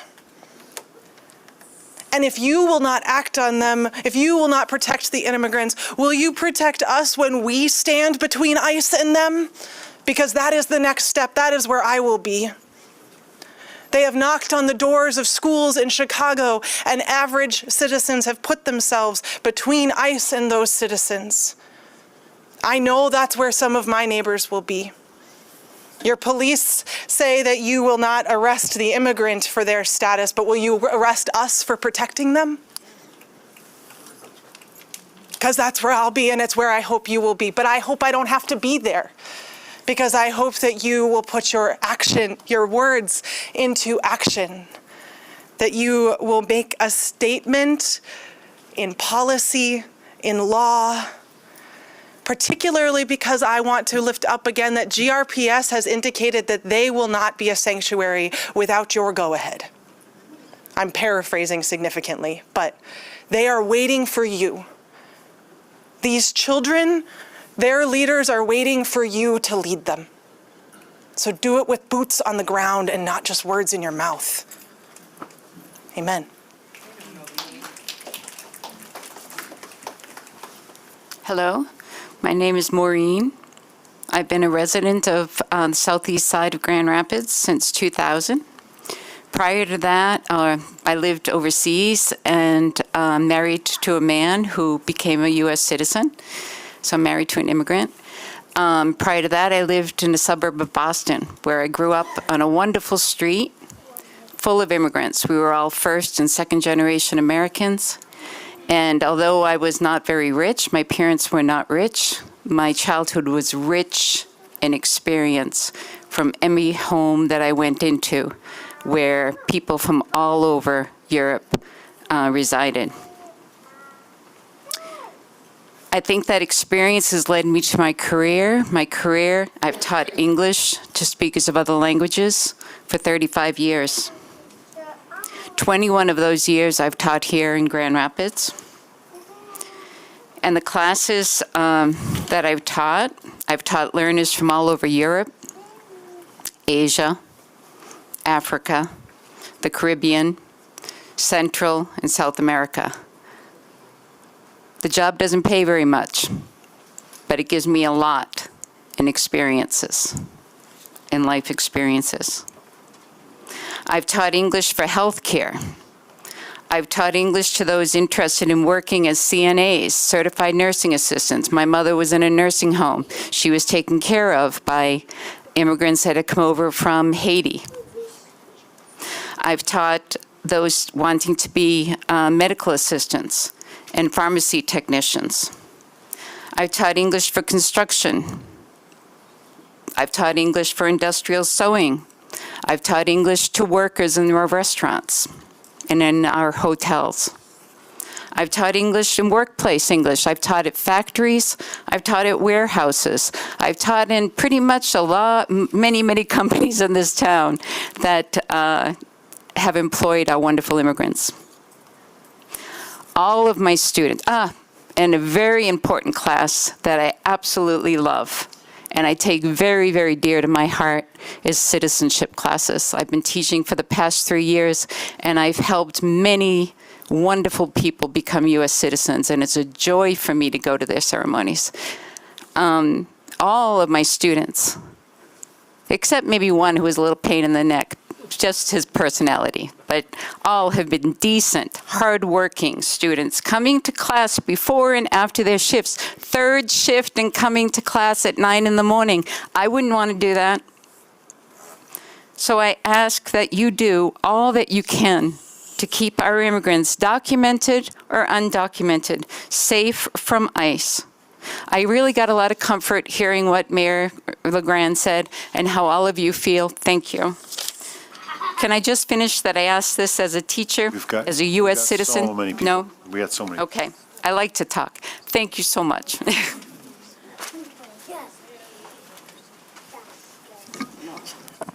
Good evening. My name is Stephanie.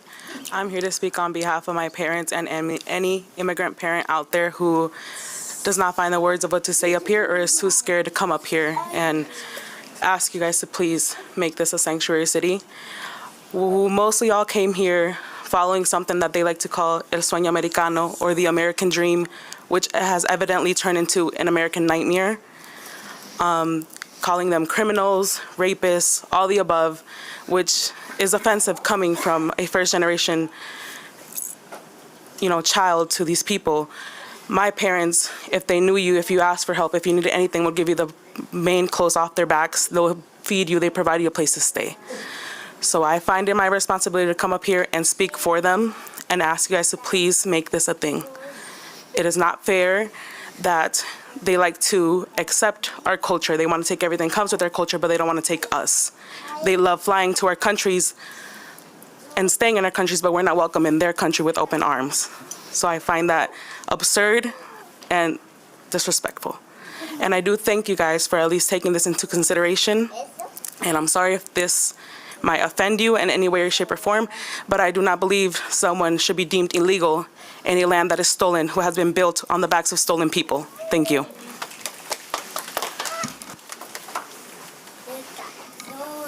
Hello, my name is Pia Lu, and my father was an immigrant from China when they were first able to leave the country.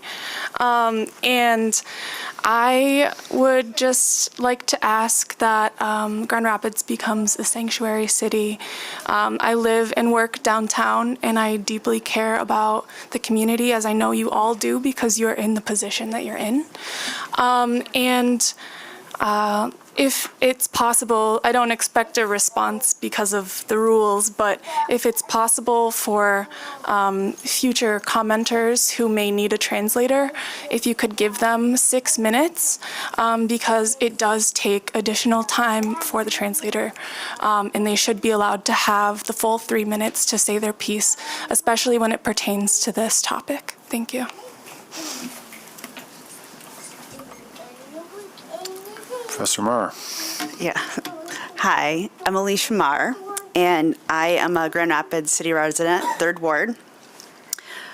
I was not going to speak tonight, but I felt like I needed to address some of the messages that have been expressed. I wanted to say that my ancestors did not immigrate here. My ancestors were kidnapped and put on a boat and taken here involuntarily. So I don't have the same story that many of the people have said tonight. My ancestors also built houses, and they were not allowed to live in them. And so I don't find a lot of the argument that if your ancestors built houses, then they get to be the ones who are documented and they get to be the ones who live here, to be a very valid argument. The great thing about the U.S. is that we have been able to make progress, and my ancestors' humanity has been acknowledged, and they are no longer 3/5 of a person. They're people, they're able to live in those houses, and that same humanity applies to people all over the world. We are a land of immigrants, but we're also a land of indigenous people, and we're also a land of people who were enslaved and then ended up living here. And all of those things mean that we shouldn't necessarily be able to determine whether they're documented or not, should feel safe here, whether they should be able to get an education, whether they should, if they are arrested, and this is a big distinction, being arrested means that you haven't been convicted of a crime yet. And if they're arrested, possibly taken away from their families, even though they have not been convicted of a crime, all of those things are things that people should have as safety, regardless of whom they are. And so I wanted to say that that I wanted to support Commissioner Yassi's idea to financially support some of these programs that might be remove their federal funding. I also wanted to create policies to decrease the cooperation of the GRPD with ICE, and I'm willing to help in any way possible. I think you have my contact information.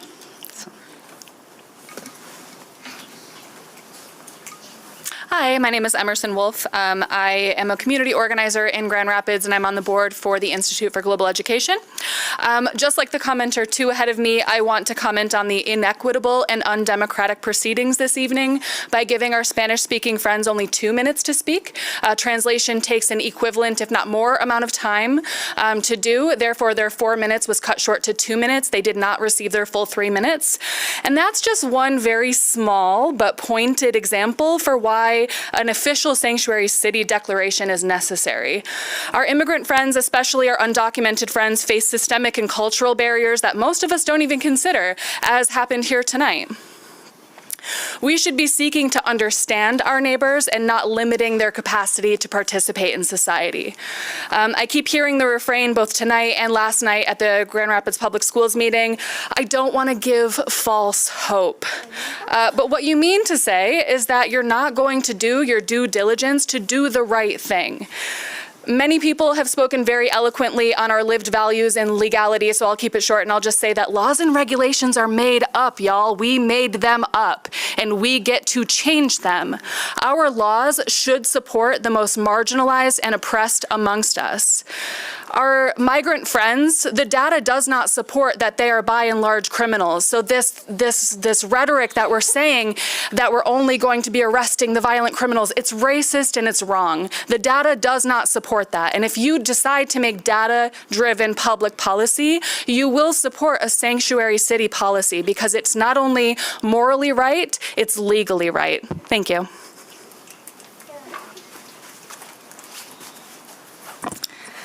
Hi, my name is Evan Thea, and I'm a caseworker for unaccompanied teenage girls who have come here from other countries.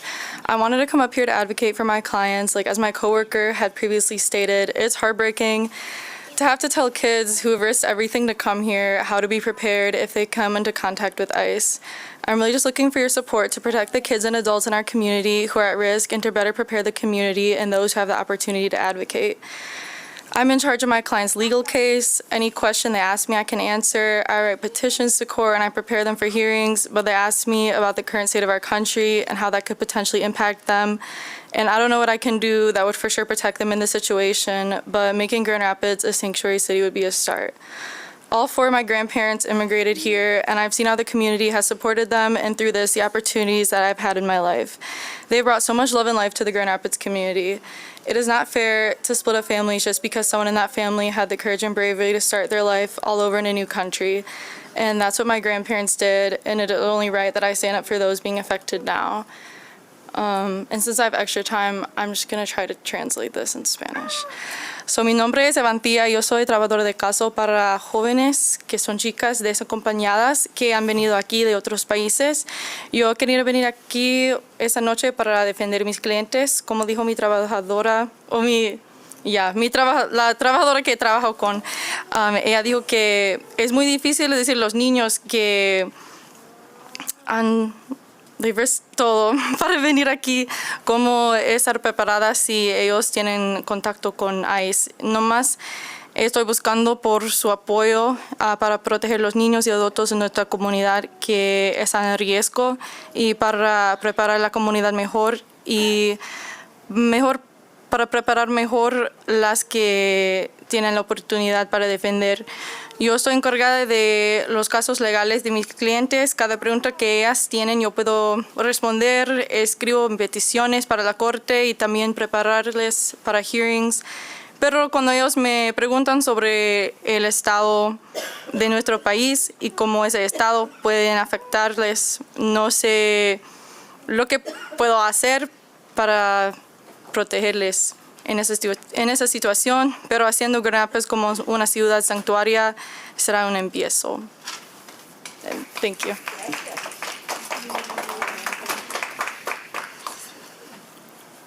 Hi, my name's Jen. I moved to Grand Rapids in '99. My family are immigrants. My grandfather was the first one born here. We immigrated from Germany. Our name was Klugemeister. We immigrated because of the Holocaust. We ran here. Moving here in 99, I'm the first one to ever get a bachelor's degree. So I just wanted to say a poem that really meant a lot to me, and I just want to make sure you guys understand it doesn't end here, okay? First they came for the communists, but I didn't speak because I was not communist. Then they came for the socialists, and I did not speak because I was not a socialist. Then they came for the trade unionists. I did not speak because I was not a trade unionist. Then they came for the Jews. I did not speak because I was not Jew. Then they came for me, and there was no one left to speak out for me. So please just realize that immigrant doesn't just mean one specific person, and it doesn't end there. It just snowballs. Thank you for your time. Please refrain from clapping, folks. Wow. It is my first time being here, and I cannot believe I have to stand in front of a body of people to plead to them to do the right thing. Hi, my name is Kawie Jumale. Traveled all the way from Muskegon. I cannot believe once again that I have to stand in front of y'all to ask y'all to do the same thing. Everybody in this room right now are relying on y'all. They voted for y'all to do the right thing. Y'all are sitting there because we voted y'all in. I came into this country when I was 8 years old as a refugee. A refugee is someone who is escaping war and persecution. And the United States brought my family in, put me on a plane and brought me in. I'm scared, I'm worried, I'm anxious. And it is just terrible what's happening in this country right now. I'm looking around right now, and the look on your faces, how is it making y'all feel, all the stories you have heard here tonight? Because technically, everything I'm about to say is everything you've already heard. Mayor, have you ever heard of female genital mutilation? That's what happened to me. Have you ever been through war? Do you sleep well at night? Do you have children? Families belong together, not separated. And you have the power to say, no, we're not going to accept racism into this town. ICE will not come here. The police will not associate with them. You have the power. You bleed just like me. You bleed red just like me. We're no different. Our skin color may be different, but we're no different. We're all humans. We are all God's people. And what is happening in this country right now is just unbelievable. I've been here over 20 years, became a citizen. I vote, I pay my taxes. I am representing my community right now. And I am pleading out to every single one of y'all. It does not take much. Say no, because everybody in this room right now is relying on y'all. Do the right thing. All one love. We do not have to go down that path. We do not have to go down that path. I traveled all the way here from Muskegon. This is home to me. 20 years in New York, but I decided to get out of New York because I want to travel. I want to see what's out there. And this is home to me now. I'm a resident here now. I'm a citizen here now. Don't do this. Y'all kids go to schools with us. Y'all go to shops with us. Y'all see us in the streets. We all one family. Thank you, ma'am. Do the right thing. We're relying on you.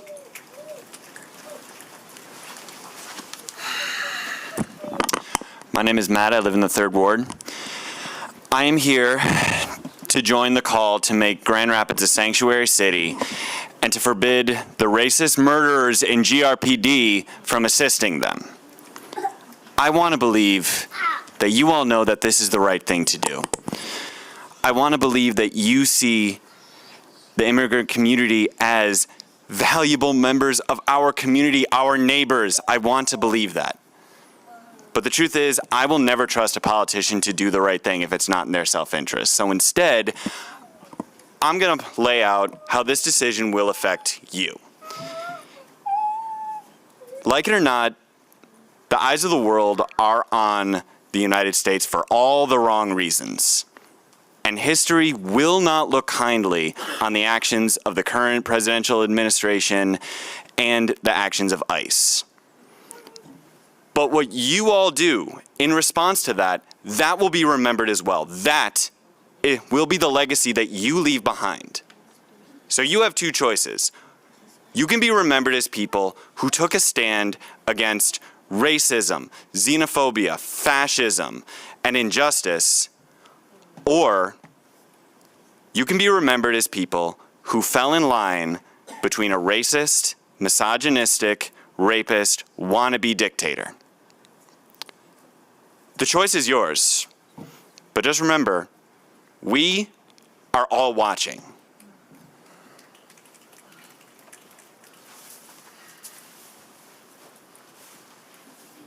Hello. Hello?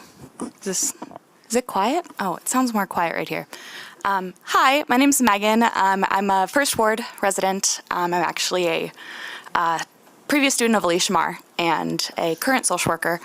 I wasn't going to speak just like Marr, but I just want to first thank you guys for taking this space. I know it's a lot of work, and some of you are active listening, and I really appreciate that, and I appreciate your mental energy being here. And this has been so scary, such a scary time, and I'm just so thankful to be from the city and just being around all of these beautiful people.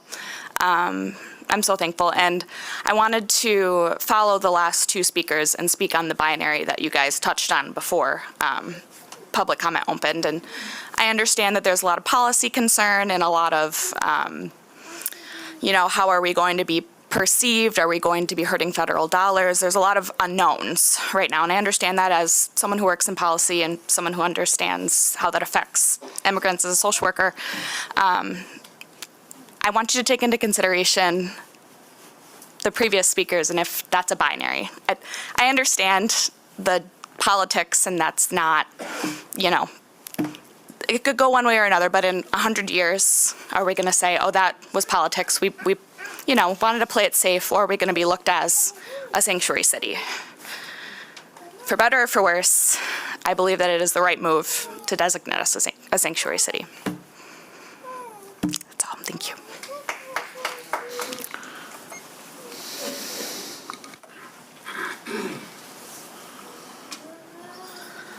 Hello, I'm Joyce. I live in the 3rd Ward. This is what I'd like to emphasize today. We know that immigrants, documented and undocumented alike, are assets to our community. Statistics show that they add to our economy and have lower rates of crime than U.S.-born people. We know this. We know the economic and the cultural benefits, and moreover, we know how inhumane the deportation process is. And truly, this feels kind of weird to say because no one should have to be a perfect person to deserve basic human rights. But with the lies being spewed by our administration, I think it's important to get the facts straight. It's likely that 100 years from now, we will look at this time as a stain on our history, when our administration scapegoated vulnerable people and caused irreparable harm to numerous communities. We can sit back and wait for those times to come, and say that we learned from our mistakes, or we can learn from our mistakes now and skip to the part where we do the right thing. We must take a stand now, be clear about our values as a city, declare ourselves a sanctuary city, and continuously work towards embodying what the word sanctuary means. Thank you.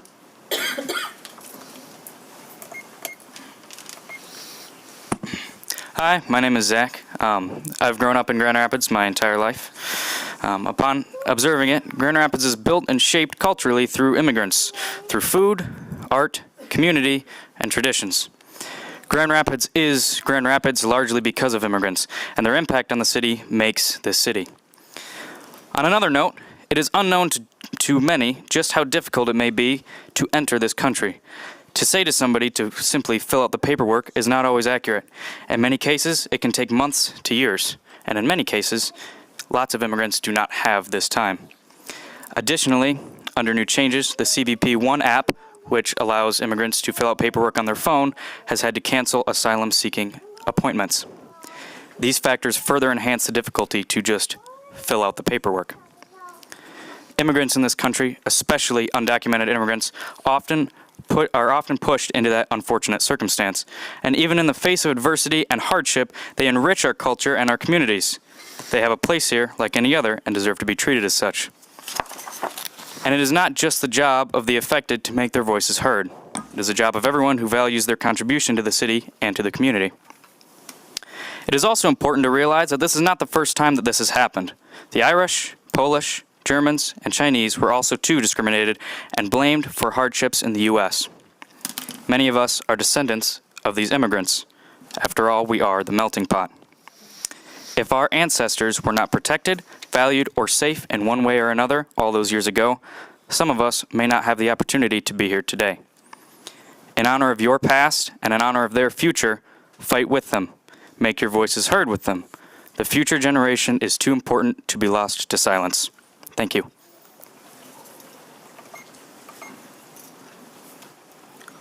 Good evening. My name is Hugo Claudin. I'm from the First Ward. I have been residing in Grand Rapids since 1980, and I moved here with the intention of going to art school. My father was in the music business and signed Nat King Cole to Capitol Records, so our histories are intertwined. Guadalajara is right next door to our sister city of Zapopan. Guadalajara is ethnically comprised of 86% American citizens, residents. 91% of these residents have overstayed their visas. I am just bringing that up as a little fact. I appreciate all the comments that were made today and look forward for you making Grand Rapids a sanctuary city. Thank you. Thank you. Good evening. I'm Mary Alice Williams. I'm a resident of the Third Ward, and I've lived in Grand Rapids for 50 years. We're not here tonight to keep you up till midnight. I hope the power of all of these people voicing their concerns has an impact on you. I know how hard it is to listen. I like to think of myself as an ally of Movimiento Cosecha, but I'll confess that for the last month, I've been questioning the notion of a sanctuary city pragmatically, as probably you have. I've asked myself and organizers if the designation would do more unintended harm than good, would draw negative attention to the very neighbors we want to protect, would put a target on our city, given the fury that that woman from Michigan ignites in the current holder of the executive office, would result in funding losses that actually do benefit city residents and support city services. On the other hand, over the years, I've learned that allies don't get to frame the question, that allies can't second-guess the lived experience or wisdom of those we claim to stand with. Therefore, I'm asking you to seriously consider making Grand Rapids a sanctuary city. It may not be a legal concept, but for centuries it has been accepted in common law and in moral law. I ask you, as part of that initiative, to continue strengthening the existing public policy on public safety that you talked about today, and it will only be as good as its enforcement, its holding officers accountability, good training that make them understand what's behind that policy. I'm persuaded that the things we fear, the arguments that we advance that keep us from acting on a request for sanctuary city status, loss of funding, explicit targeting, will happen anyway. I'm sure you've indicated you've spent the day scrambling around trying to figure out exactly what it means that the current executive has ordered, freezing trillions of dollars for spending on programs that are counter to his cruel ideology. Every person who has ever been bullied learns that there's no appeasing a bully. Every woman who has been subject to domestic violence learns that keeping the house clean, the kids quiet, or her mouth quiet does not appease the abuser. So please don't think appeasement will work in the political arena. You have a unique opportunity. Cesar Chavez once said, "The first principle of nonviolent action is non-cooperation with everything humiliating. It is humiliating to be a local government constrained by fear from acting in the best interests of all residents." Ms. Williams, I'm really sorry. Frankly, it's a magisterial statement. I really appreciate it, but you are out of time. Thank you.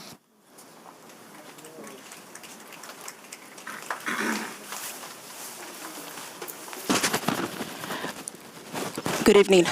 My name is Lorena Aguayo Marquez. I'm a third ward resident, and I personally know a lot of you, right? And as I was sitting there, I was thinking, I saw a lot of you being sworn in December, and a couple thoughts came to my mind. Some of you said that you wanted us to make you accountable and to make you better. The community showed up today to make you guys better. They're showing up to make you better. They're asking you to make Grand Rapids a sanctuary city. We're telling you how to be better. Some of you talk about love. You wanted to show love to your community. Do the things we're asking you to do, but that's the way you can show us love. Some of you talked about being kinder. Do the things we're asking you to do. That's the way you could show kindness to your community. So remember that. You asked us to make you guys accountable. We're here to make you accountable. We're asking you what to do. I'm an immigrant. I've been here in Grand Rapids. Well, I've been here all my life. I grew up in Chicago, and I came here to go to school, to go to college, and I've been here for over 26 years. And I'm also an activist, right? An advocate. I constantly advocate for my community, for people who need to be advocated. And for those who don't know me here in the commission, I will continue showing up for my community, so you get to know me. So you told us to make you guys accountable and better. We are here to make you better. We voted for you, so show up for us. That's all we're asking you. Show up for us.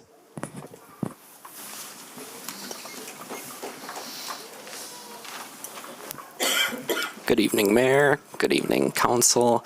And hi, Alicia. I'm a First Ward resident, and I just can't help but think, coming over here, I was just going to stand in solidarity with everyone urging you to make this a sanctuary city. But while I'm standing in line, I just can't help but think of who could just relieve a lot of the tension in this country. And I'll tell you who. It's going to be the 1% who they hoard, sit like greedy dragons on $43 trillion. That's $1 million for all of you. Well, wait, even more. Just even more. I just can't even wrap my head around that statistic that only half of one of those $1 billion that Elon Musk holds could fix a lot of these issues. We could create so many avenues for people to enter this country in a very legal way. I don't know, it's just so frustrating. I watch the news, and this is way better than Facebook, by the way. I love coming up here, and this is crazy. This is my first time up here, but I feel the energy, and this is so awesome that we can do this and make this so we can keep doing this.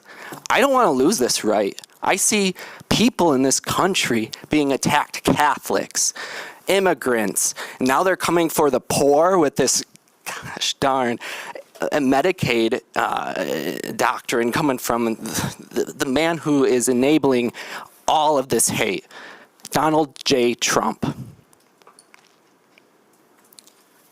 So, thank you for letting me speak. That's really all the message I had tonight. And I just really want you all to stew on that if you want someone to point the finger at, it's Donald Trump. but it's also going to be the $43 trillion holders that are hiding behind their money, trying to control our government. So shitty. They give us breadcrumbs. They build a building, put their name on it. It's not enough. They can do so much more. Stop trying to split us up. That's everything. Thank you. Thank you.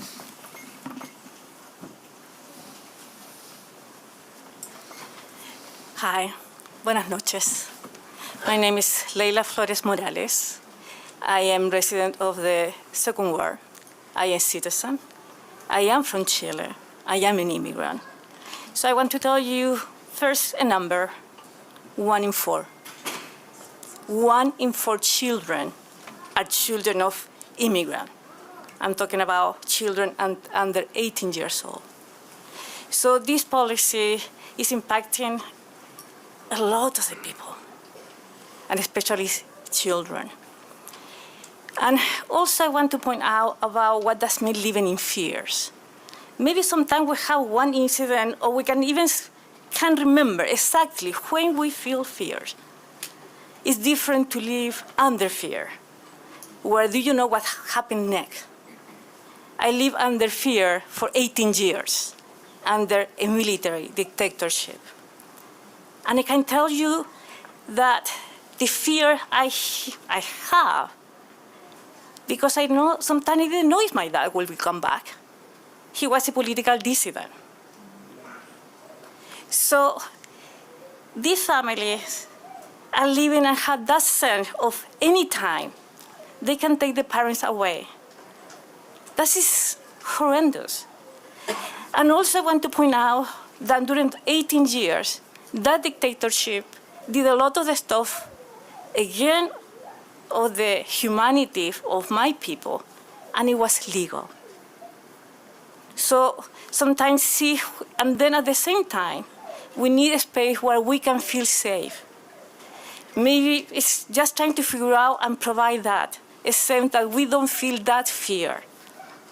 And that's us asking you, really consider, make Grand Rapids a city where we can feel welcome, where we can feel that we belong, and that we can live without that sense of fear. Thank you.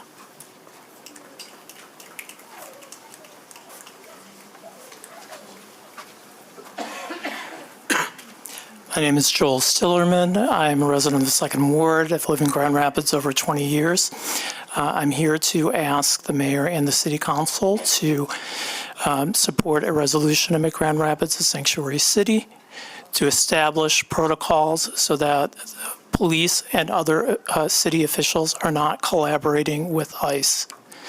There are 2 basic reasons that it's necessary for you to do this. The first reason is moral. Undocumented immigrants are our neighbors. They're members of our community. And you, as the leadership of this community, have the obligation to protect all members of our community. I'd also like to point out that when undocumented individuals are afraid of authorities coming to take them away, they're less likely to call the fire department, they're less likely to call the police department. Our city becomes less safe. The second reason why it is necessary for you to do this is if you don't do this, it's going to crash our economy. Who do you think is going to cook the food in our restaurants? Who do you think is going to pick the blueberries in our farming sector? Who do you think is going to install the roofs on our homes? Who do you think is going to work in our factories? Undocumented immigrants are doing that, and it is incredibly short-sighted and senseless to do that. And finally, I would like to point you to a book, and you can also see many interviews of him online, by Timothy Snyder. He's a historian. He wrote a book called On Tyranny, and he has said the best way to avoid dictators taking power is to not obey in advance. You have the opportunity to not collaborate with ICE. Many cities have done this. You can consult with the U.S. Conference of Mayors and share information and learn information about how cities have functioned as sanctuaries without being attacked by the federal government. You have the opportunity to contact our congressional delegation and let them know that they should fight these executive orders, many of which have been blocked in the courts. They're not necessarily the law. And you have the opportunity to contact our state legislature and our governor and other cities in the state of Michigan. Because the more cities that declare themselves sanctuaries, the less likely it will be that the Trump administration can attack those cities. Thank you.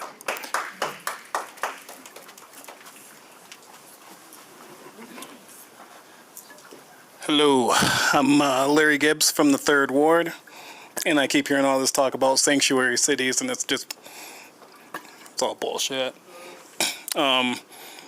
You guys won't even take care of your own. I was affected by the water main break June 13th, and yeah, make it make sense how you guys can build amphitheater, have a soccer team, skyscrapers. You flood a whole neighborhood, destroy 15 homes, cars, set back lives. We got children living in black mold, furnaces that don't work, water heaters going in and out, and you guys sit up here and do nothing? Make it make sense to me. You were going to sign an executive order in that FOIA information, and you completely shut it down as soon as the attorney got involved with you. Make it make sense. What happened during that executive order to where all of a sudden you didn't pay out the 15 people that really needed relief? We got sinkholes that we're living next to, and you guys could care less whether we live or die. Lived in Grand Rapids my whole damn life. And I've never felt so disrespected by my own city. You guys owe us. You owe the immigrants too. You owe us for what you guys have done. An executive order was about to get passed by you. What happened? June 13th, this happened. My daughter is still living with black mold, respiratory infections, doctor visits. We're all living through because of you guys. Fix your problem.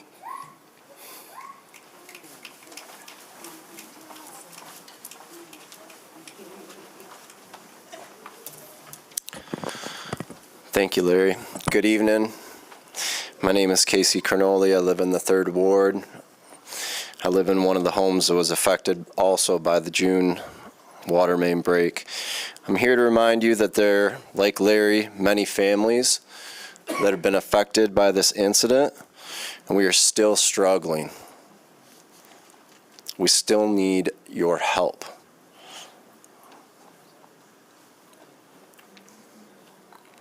We're struggling because our house is badly damaged by the millions of gallons of water that flowed out of broken city pipes and into our homes. Our basement was ruined. Our personal belongings were lost. These are things that we can't ever get back. We had to drain our savings account. We had to incur tens of thousands of dollars of debt to repair our home. All for an incident that I personally, Larry, my wife, who you're about to hear from next, Jasmine, who was the very first speaker tonight, we all feel we had no control over this incident. So after being displaced from our home, suffering mentally, emotionally, financially, we were invited to a closed-door meeting with some of the officials here tonight and encouraged to seek legal counsel. You guys told us to seek legal counsel. Now, we thought that that was going to be a path to assistance, but there's been no path to assistance. There's been no help from the city of Grand Rapids for the people who are voicing our stories tonight. So we feel like we've been left holding the bag. And I hope you understand where we're coming from. I want you to know that these events hurt me and it hurt my family deeply. And I'm asking tonight that you'll do the right thing. You'll review the demand letters that have been sent by legal counsel, that you'll discuss it as a body, and that you'll do the right thing and help us put our lives back together. Thank you.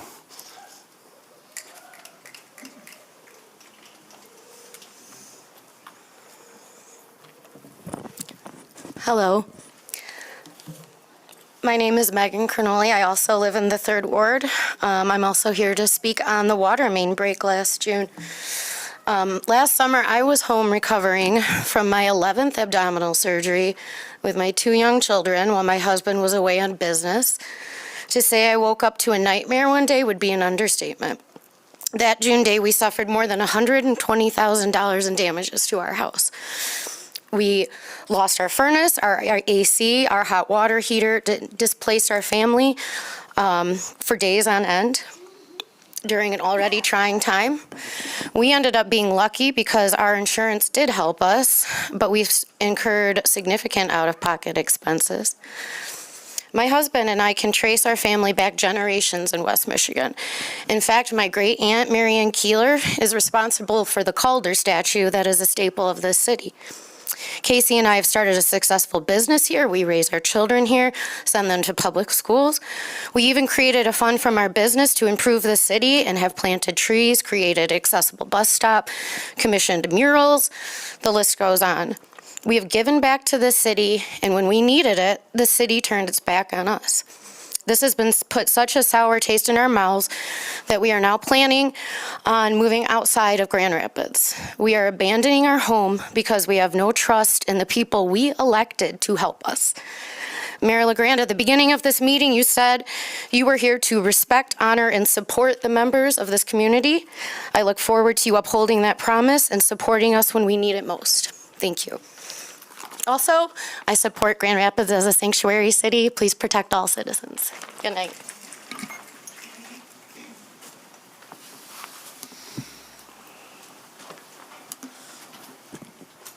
Good evening. My name is Lester Dominguez. I was born in Des Moines, Iowa, but raised in Kent County, Grand Rapids. My whole childhood, I learned what to do if ICE ever came to my house. I knew what to do before I learned how to multiply and read. It was a survival instinct for me. Like me, many people are growing up today with the fear that their families will be separated. And unfortunately, we live in an age where this is the norm for countless of families throughout this country. Making Grand Rapids a sanctuary city isn't meant to divide us. It's not meant to please one side over the other. It's meant to create a sense of hope and compassion that is deeply missing in today's society. Hate has become the norm and it has to stop. We need to take a long and deep look in the mirror. We need a moment to reflect and ask ourselves, is this what our ancestors fought for? Years of progress and civil movements are being diminished with every moment we don't stand up to hate and division. I hope this moment is an eye-opening one. Although our president is focused on dividing us, the people of Grand Rapids are pleading today, and we stand here with compassion, united, and empowered with immigrants around the world. Thank you.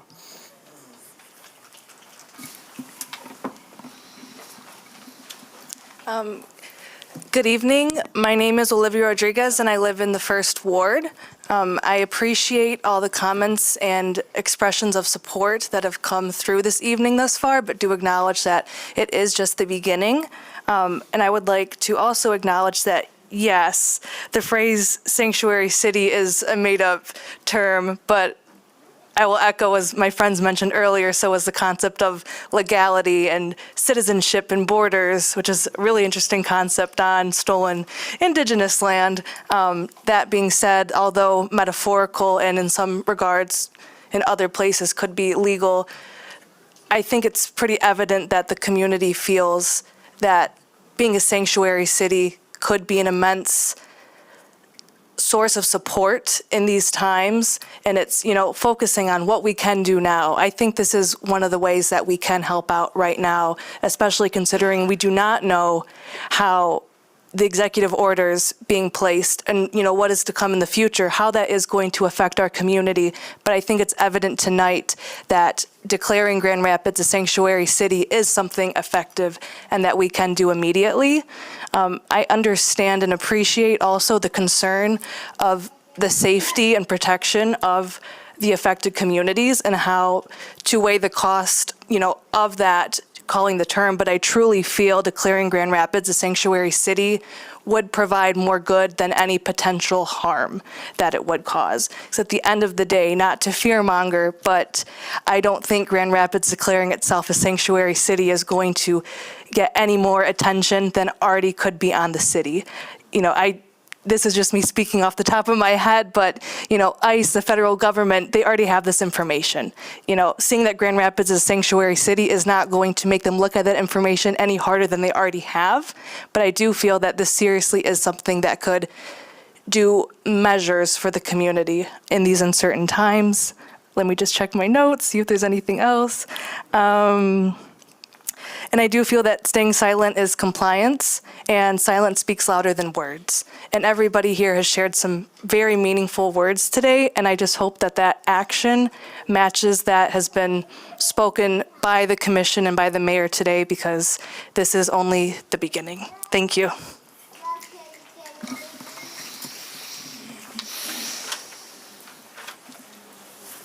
Hello, Russ Olmsted, West Side, Grand Rapids. The first time that I came to a city commission meeting years ago had to do around guns. Guns with the police department and being purchased without consent and without dialogue with the community. There was reactive policy suggestions from there, community meetings, reactive community meetings from there. This led to a whole influx of large incidents around the police department and interactions with community members and reactive policies around those incidents with community members. Reactive policy in this situation is not an answer, because when the damage is done and families are separated and torn apart, there is no reactive policy that will make this right.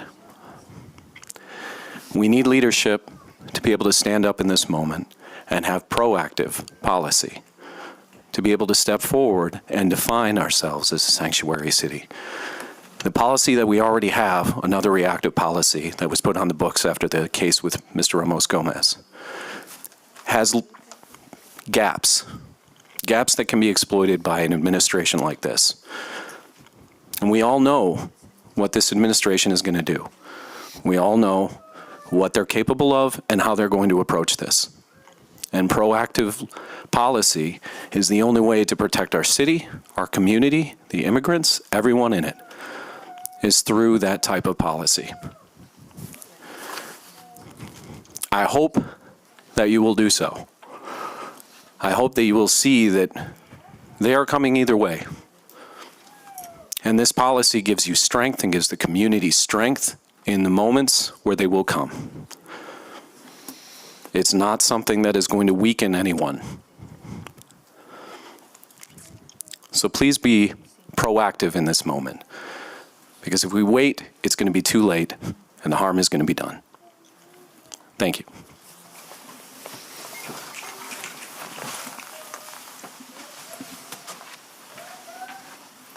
Hello, my name is Melissa Urieta, and I am a proud daughter of immigrants. I look around and I see you all kind of looking around, dozing off maybe a little bit. You're tired, I get it, it's 9:30.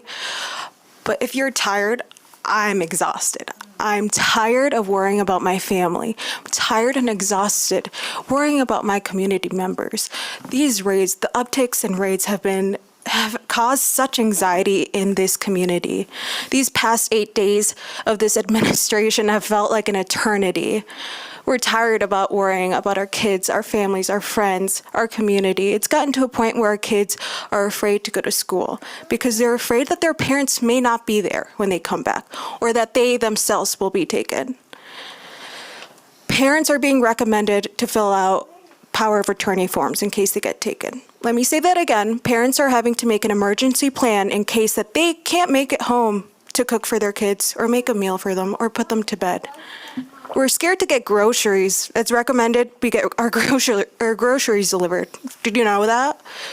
It's recommended that we decrease our interactions as much as we can. It's also recommended that we carry a copy of our birth certificate or a copy of our identification, our passport. I'm tired. This is something that just it's impacted all of us. We've done so much for this community. The bare minimum that you can all do is protect us. This is within your scope. We're living in such uncertain times, but you have the power to make these changes that may bring us some peace of mind. We're just asking for human decency. It's all we're asking for. Thank you.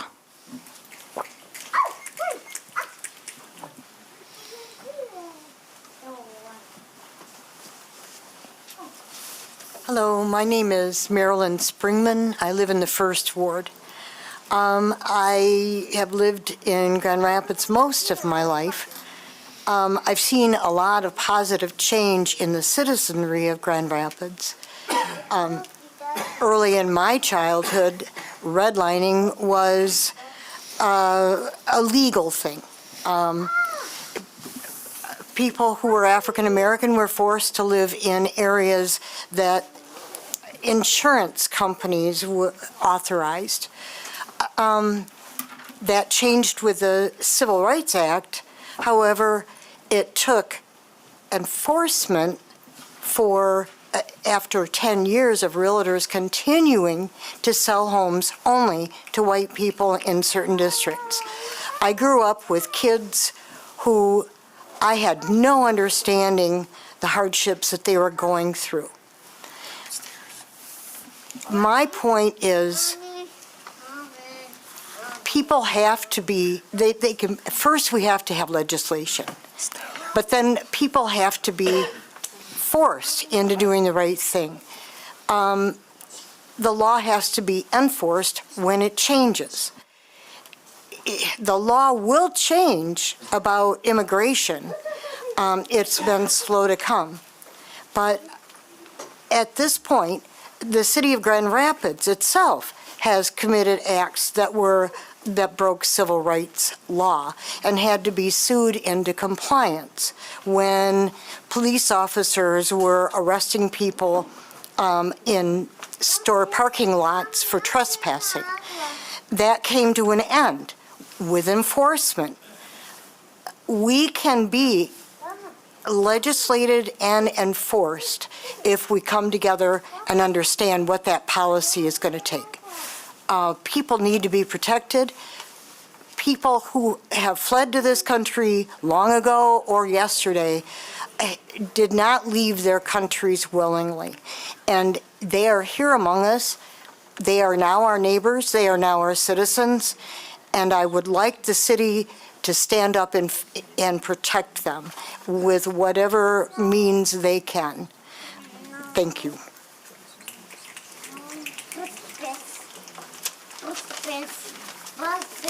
Good evening. Thank you for listening to all of our asks here tonight. My name is Sharon Umler. I live in the Second Ward. I am here to ask that you consider making the city of Grand Rapids a sanctuary city. I am a teacher. I have taught multilingual learners for the last 15 years in Grand Rapids, adults, and currently I teach high school. All of my scholars are English learners, multilingual learners, newcomer immigrants. They are scared right now. They are scared, and I want them to be able to look to me as a trusted adult, their teacher, and know what to do and help to calm their nerves about what's happening in our country right now and in our city. And how wonderful would it be if I could say, this city has got your back. We're looking out for you. Not only I as your teacher am looking out for you, but your whole community. So I ask that Grand Rapids declare itself a sanctuary to undocumented immigrants and commit to preventing the Grand Rapids Police Department from cooperating with ICE officials and any law enforcement agency that seek to arrest, detain, and deport undocumented immigrants. At the beginning of classes this year, I asked my students to create classroom agreement, right? The basic rules, but they get to make them up, and we all agree on them together so that they can, they'll really follow those expectations, and they'll be responsible to each other and have each other's backs. And the first one that a scholar offered out was be brave and try English. Be brave and try English. It's number one. And every time a student does that in my classroom, I walk over and I point to it on our classroom expectations poster. I'm asking you to be brave, declare Grand Rapids a sanctuary city, and have those students' backs and all of the community. Thank you very much. My name is Anne, and I'm a citizen of Grand Rapids as well, and also an English language educator. I've been an educator for English language learning adults for more than 20 years, and it's my abundance. As we said before, it's not a job that you do for the money. I'm sure that you feel the same about your work in public service. It's a calling, and we do it to be able to help. It's my privilege to work with the hardest working, inquisitive, incredible people that bring so much value to our community. And I'm pleased to see tonight how many people can step forward to speak for people who can't speak for themselves in every situation. This is a unique power that you have, and I hope that you will take action and be brave. I hope that you will do the things that you said earlier, and continue to look for more ways to do the right thing to support our community. Thank you.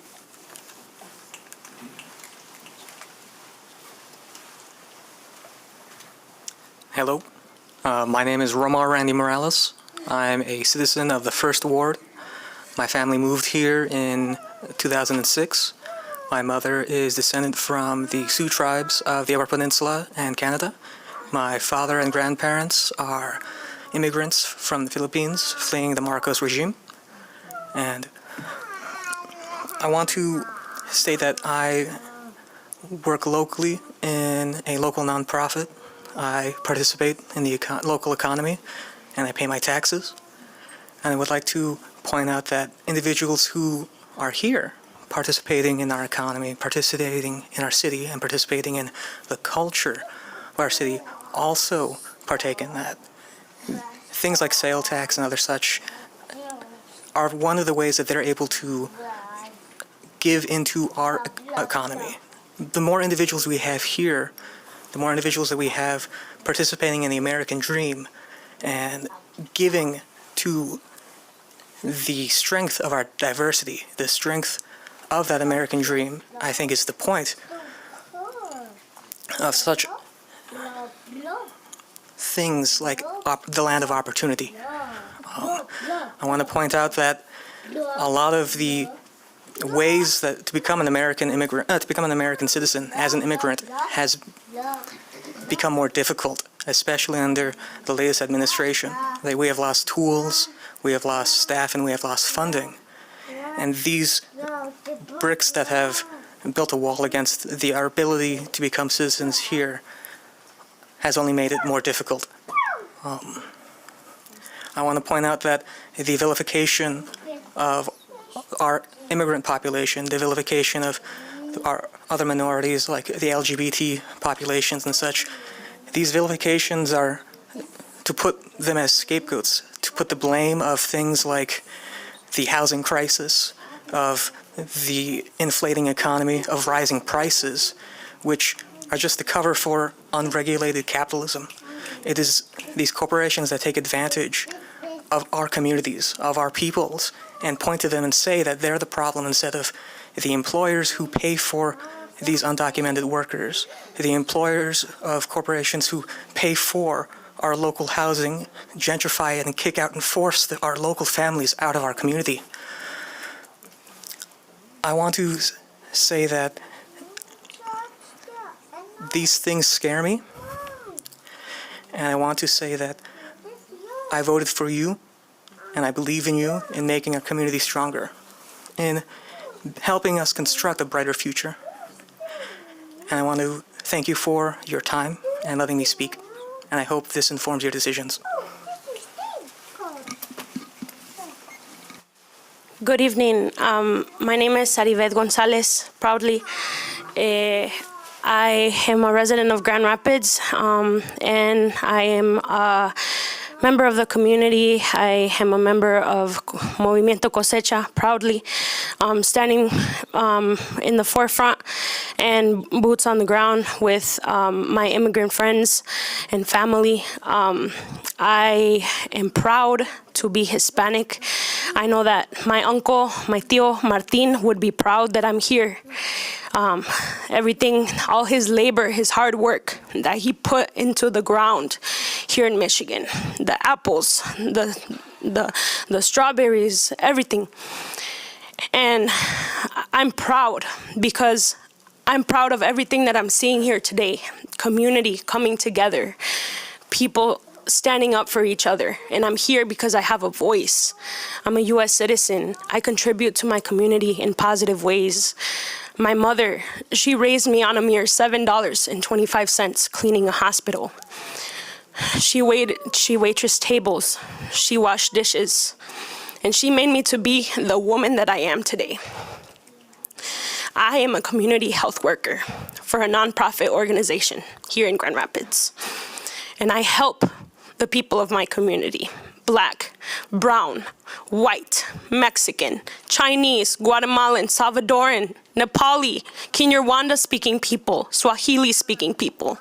I help people get connected to resources for housing. There are none, for the very reasons that my fellow friend said here. Transportation, health coverage, Medicaid, dental care, medical care. I do that every day. I came from helping many families today, caring for my son. And I want my son to be proud of the people, the leaders of this city. This is a beautiful city, and it's beautiful because of the diversity that we have here.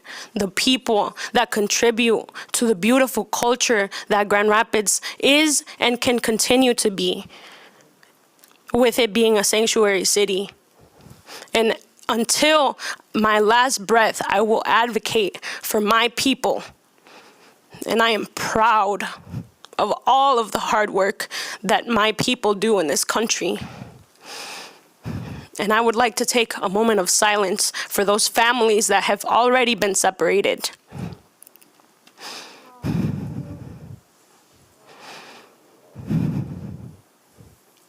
I'm a Christian, and what would Jesus do? Thank you.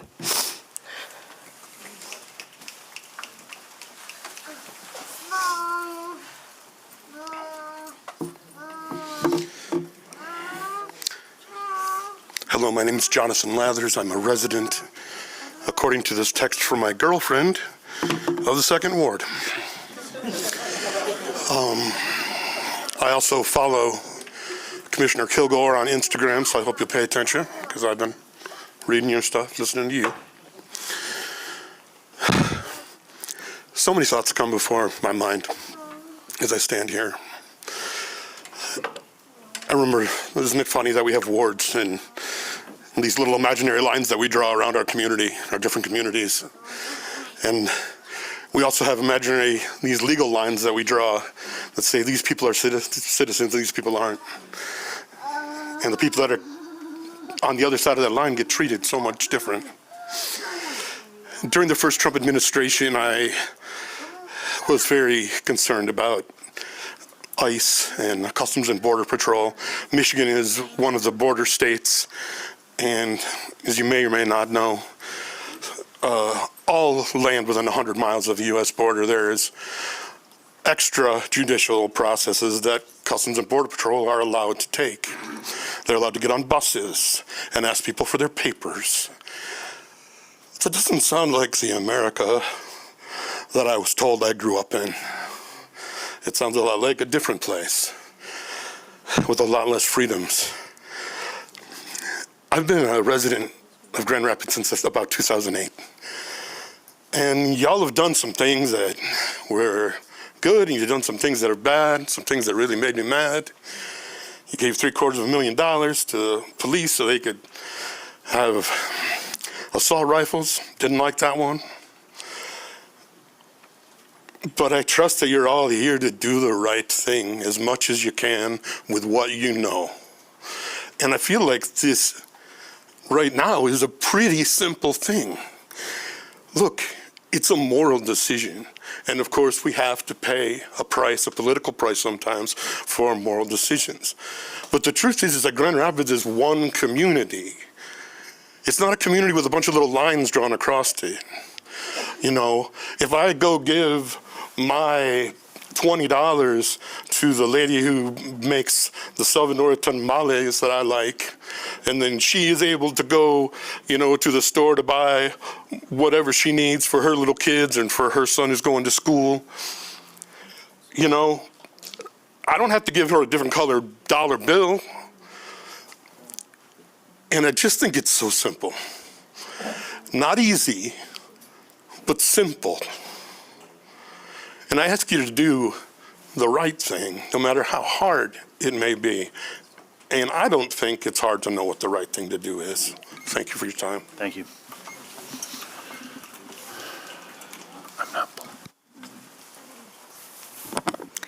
Hi, my name is Mariela Aguilar. I was born here in Grand Rapids, have lived here my whole life. Very privileged life that I have here that I would not have had elsewhere. Considering that my parents are immigrants, I'm first generation. I'm very fortunate enough to have gone to college and graduated. And I'm now working in education and in an elementary school that really emphasizes and focuses on community. And I understand that you guys have been sitting in those chairs for like the past 2 hours, and it can be a lot of information to take in, and that can be really draining, and you know, you might feel a range of emotions, or just it takes a lot to process. So I do appreciate you guys taking the time to hear all of us out and to, you know, keep that eye contact. I'm a communication major, so this is what I studied, but also very fortunate to have been able to do that. But very, very thankful for your guys' time and, you know, hearing all of our stories, but most of us are essentially saying the same thing. We all have very similar stories. We come from similar backgrounds, and I'm asking that you guys do consider making Grand Rapids a sanctuary city. Not every policy or law that is put in place, it will ever be perfect, but whatever we can do to help the community surrounding us is what we should aim towards. We should always aim towards whatever benefits the community the most. And we have countless cultural events right out here outside of City Hall every single year. We have the Hispanic Festival, the Asian American and Pacific Islander Festival, and many other festivals to celebrate where we came from, but then also where are we celebrating? We're celebrating here in Grand Rapids, which is our home. And so I think it's very important to connect those two pieces, that we're celebrating where we came from, but then also where we're creating our new homes and making Grand Rapids what it should be. Working in an elementary school that really emphasizes community, right now that's really hindered because of the fear that is instilled in parents and the children and staff. We have to put stricter protocols in place, just for the safety of everyone and for the benefit of everyone. But that is really difficult, and you know, seeing the kids every single day not knowing, not being able to focus on what they should focus, which is their education, which is also a privilege and something that they should be putting their focus on instead of having to worry about their loved ones and things like that. So I really do appreciate your guys' time. Thank you for everything, and I'm hopeful that you will make a decision that will really benefit the entire Grand Rapids community. Thank you.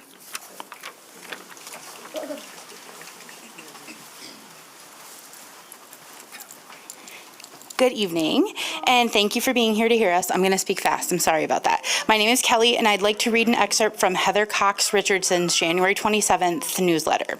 Trump won the election in part by vowing to shut down immigration, and as soon as he took office, he canceled the CBP One app, the virtual platform that allowed migrants to apply for asylum. During the campaign, he vowed to deport those migrants he claimed were criminals, which many interpreted to mean he would only remove those who had committed violent crimes, which the U.S. has always done.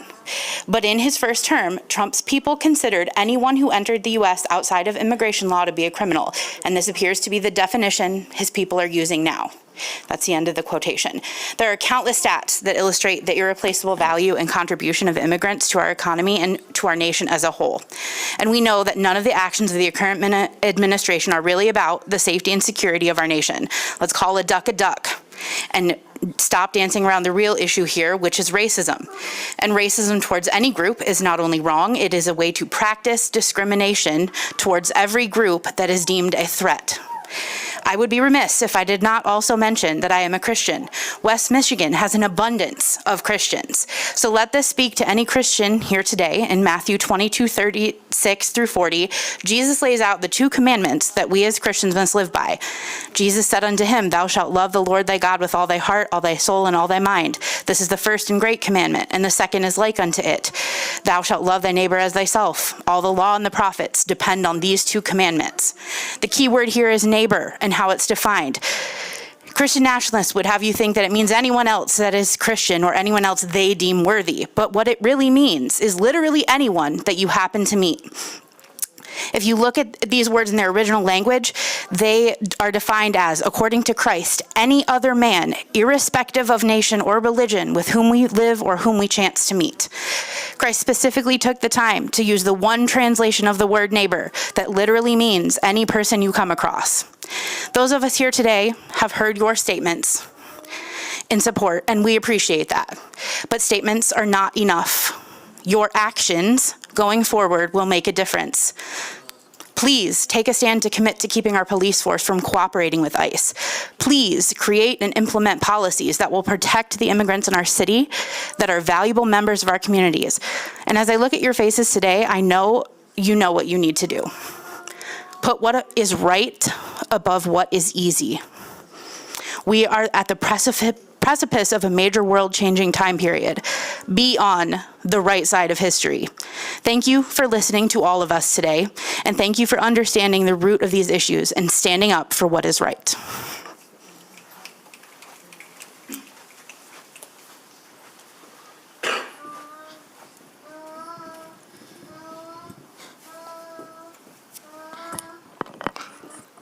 Hello, friends. Mark from Grand Rapids. I could care less if you will make it sanctuary or not. Couldn't care less. But the one thing I will say is this. We tried to tell you. That's what happens when you voted the orange felon in the office. And now, he's sending Dastardly and Muttley to do what they do best.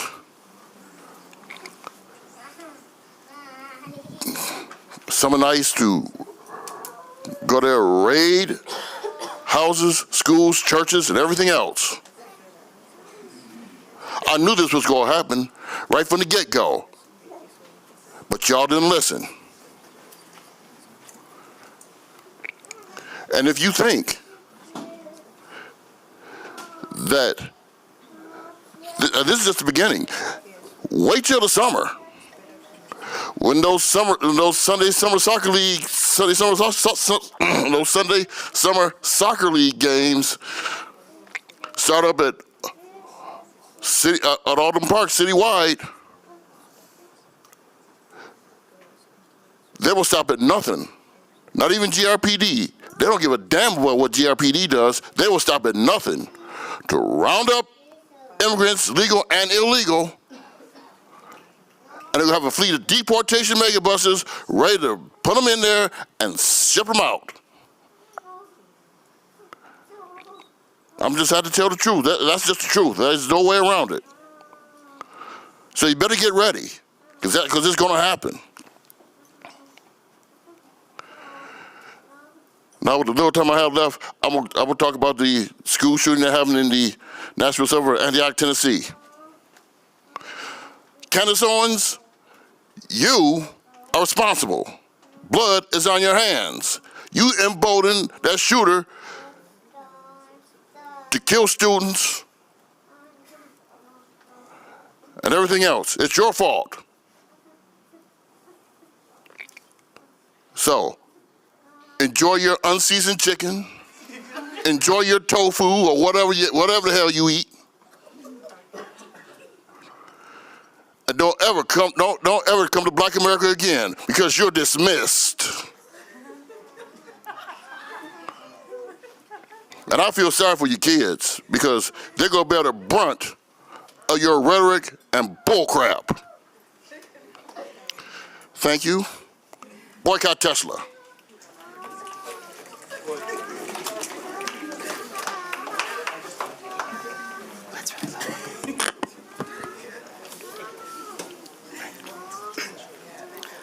Hello, my name is Christina Vandermeer. I last voted in the 3rd Ward. I've since moved to, I think, the 2nd Ward. Still have to figure that out. I'm here today to speak in favor of declaring Grand Rapids a sanctuary city and of enacting the policies that support such a declaration, in particular, preventing ICE from entering our public schools. I think most of you already share the values of the majority who have spoken here tonight, so I'm not here to yell at you or to insinuate that you don't share those values. Those of you that I voted for, I know for a fact that you share my values, because I vet the people that I vote for very carefully. So I think I am preaching to the choir here. But as elected officials, you have an electoral mandate to represent and advocate the needs and will of those who elected you. And the purpose of these meetings is for you to determine that, and I hope that you have your answer on that. I'm here to add my voice to the overwhelming majority here who have urged you to designate Grand Rapids as a sanctuary city. Sanctuary cities are safer cities not only for immigrants of any documentation status, but also for every resident. On average, in sanctuary cities, there are 35.5 fewer violent crimes per 10,000 people in the population. If you do the math for Grand Rapids, that would equal to 700 fewer violent crimes every year. When local law enforcement is focused on keeping our community safe rather than on harassing immigrant communities at the whims of the federal government, we are all safer. The International Association of Chiefs of Police states unequivocally, state and local law enforcement should not be involved in the enforcement of civil immigration laws, since such involvement will likely have a chilling effect on both legal and illegal aliens reporting criminal activity or assisting police in criminal investigations. Statistics have also shown that sanctuary cities have lower poverty rates, lower unemployment, and higher than average incomes. The methodology behind these statistics, which are published by the Center for American Progress, which is a nonpartisan research organization, performed an analytical comparison between otherwise like cities, both sanctuary and non-sanctuary, in a process called Coarsened Exact Matching. This methodology is designed to determine a relationship of cause and effect rather than a mere correlation. The conclusion is that designating our city a sanctuary city is not only morally correct, but it's also beneficial to all of our safety and economic well-being. There's been plenty of people who have shared personal stories. I would like to add my 2 cents. I grew up here. I grew up among immigrant communities, both legal and non-documented, and there really wasn't a question of either one. I'm also a veteran. I just came back from being active duty for the last 11 years in the United States Navy, and I served with people who are the children of immigrants. There are 94,000 veterans in this country who do not have legal citizenship and are therefore at risk of deportation. And you don't know what it's like to serve next to someone on a flight deck, and they're wondering while they're trying to pin a helicopter down whether or not their grandmother is being deported. So that's my personal appeal in addition to everything else. Thank you. Ma'am.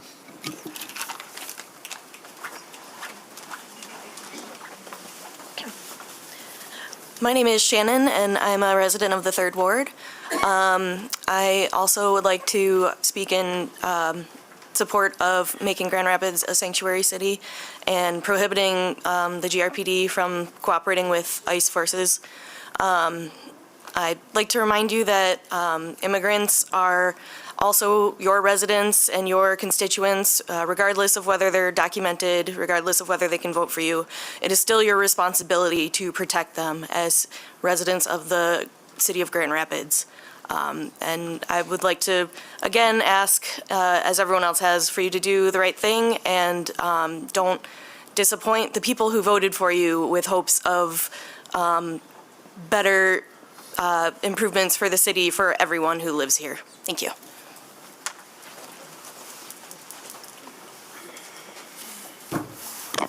Hi, everybody. My name is Cindy Hicks, and I've been here for many decades now, coming to City Commission meeting, typically asking for the same thing.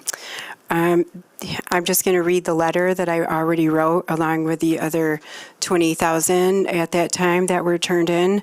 But I didn't go along with the chain letter. I just wrote my own from my heart. So I put, greetings to all. Due to what I have both experienced and witnessed over the last 3 decades of residing in the city of Grand Rapids, I am making my demands known that all city leaders take an active stand against family separation through ICE detentions and deportation with the cooperation of local police department protocol, specifically cooperation with the GRPD. I would like to see a reduction in funding in the GRPD every time the public is forced to witness GRPD cooperating and helping ICE with their raids and or removal activities. I have witnessed the GRPD assisting ICE on several occasions and have camera footage to prove it. I no longer have a family due to the GRPD inflicting unnecessary force and inflicting extreme violence on my spouse, in which my children were forced to watch these horrendous actions. Following these violent acts taken out on my family member, the GRPD happily collaborated with ICE to have the father of my child forcefully removed from this country, even though he was already a victim of a crime and should have been offered protection, which he never received. I personally received a public apology from our previous police chief, Rahinsky, for the wrongdoing of the GRPD officers, but their actions left me in financial and emotional despair and left my child without her father to raise her in this country, which she's born and is a U.S. citizen.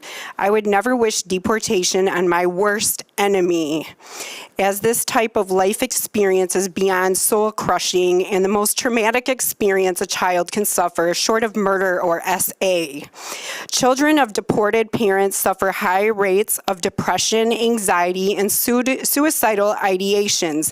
It's been 9 years now since this incident occurred, and my daughter and I still live with chronic symptoms of PTSD, which we are easily triggered witnessing immigrant removals by ICE, which are often accompanied by the GRPD. Our current police chief has publicly stated that if ICE calls them for help or backup, that the GRPD is ready and willing to assist. This has been stated publicly, look it up. So switching up his story to match the narrative is not enough to keep our residents and community members safe. We need the GRPD to commit to written protocol because there has been several instances where they've been pulled over drivers and with driver's license and they're detained. Okay? No more families. My daughter says do better. She's 15 now. She said do better. That's her message.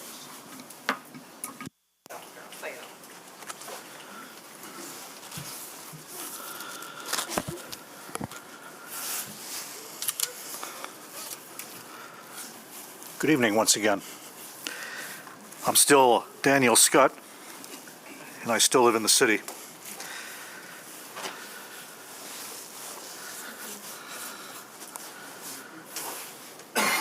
I'm wearing all black today because last week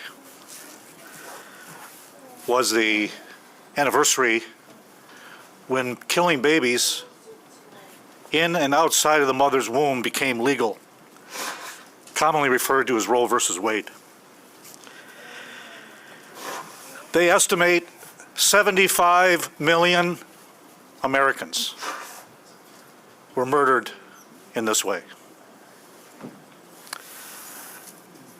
Ponder that for a moment.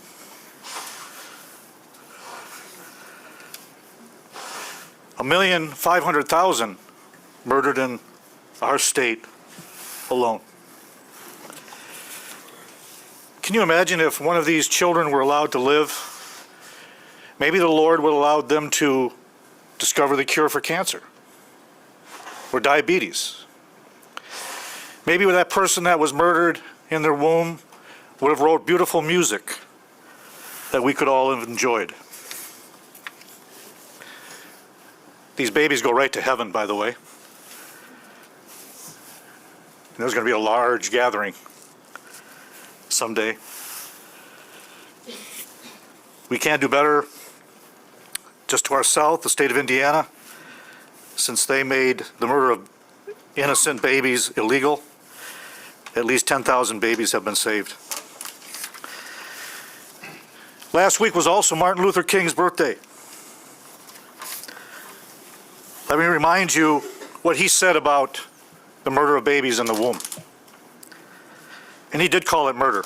Quote, "How can the dream survive if we murder the children? Every aborted baby is like a slave in the womb of his or her mother. The mother decides his or her fate."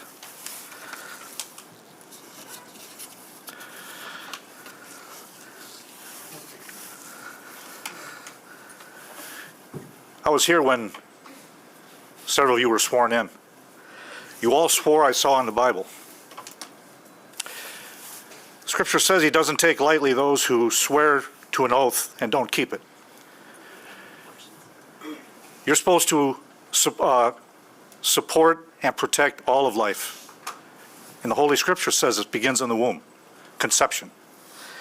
If you don't keep this oath, right now, in the days around us, they're murdering babies at 425 East Cherry, and in Corewell Health, and at Metro Hospital. Thank you.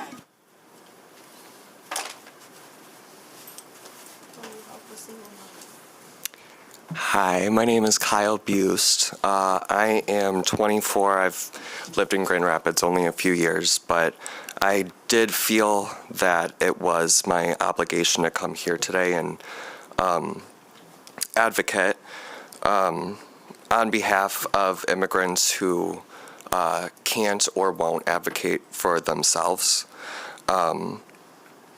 Unfortunately, this rhetoric and policies that are being enforced by the current administration, somebody said earlier, let's just call a spade, it's racism.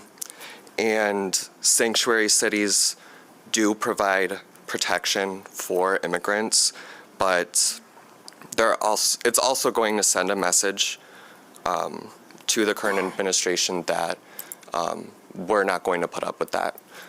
Whether it's Grand Rapids or another sanctuary city, we have the obligation to protect our immigrants. This isn't just an immigrant issue, this is an issue for everybody.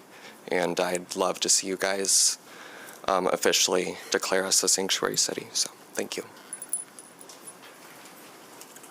Hello, my name is Matthew Scott, and I have served before, and I've lived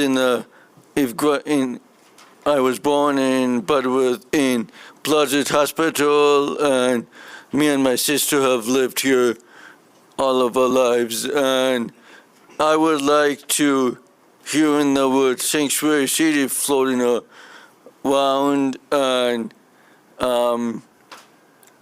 thanks to, I don't know what started, but one of our prisoners said,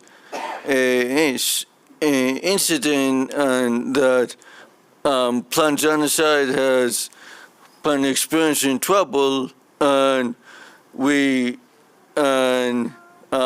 just goes to show you that God does not wink at the 7 deadly sins quoted in Proverbs, and God will all hold you accountable. So let's do all we can do to make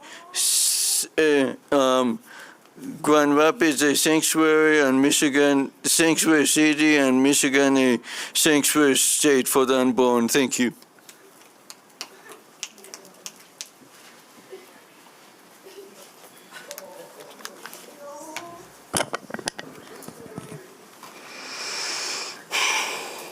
You guys have a plaque behind your head, and there's a statement under it. Do any of you know what that reads in Latin? Mark, what does it mean? Ma'am, the protocol here is not, this isn't a question and But answer. I'm willing to give you my seconds. Well, that's not. Okay, well, now you're taking them. You could have just answered. See how simple things are, but you guys love to make them difficult? Right? It means strength in activity. Grand Rapids adopted that in 1850. Strength in activity. Now, did they mean only economic activity? Did they only mean activity like the KKK marching down Leonard Street back in the day? Because my activity has been persecuted, right? When I'm fighting for humans and their rights. So that is not, in fact, a true statement that you have written in a completely different language than that of English.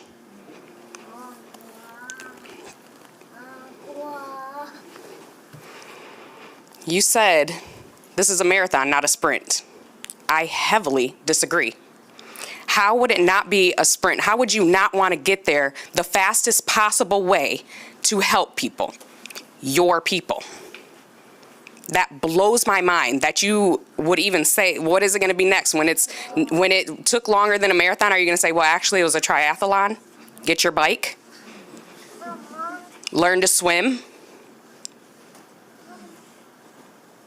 So what you're basically telling me is that you're willing to put money over people, which isn't, I mean, it's Grand Rapids.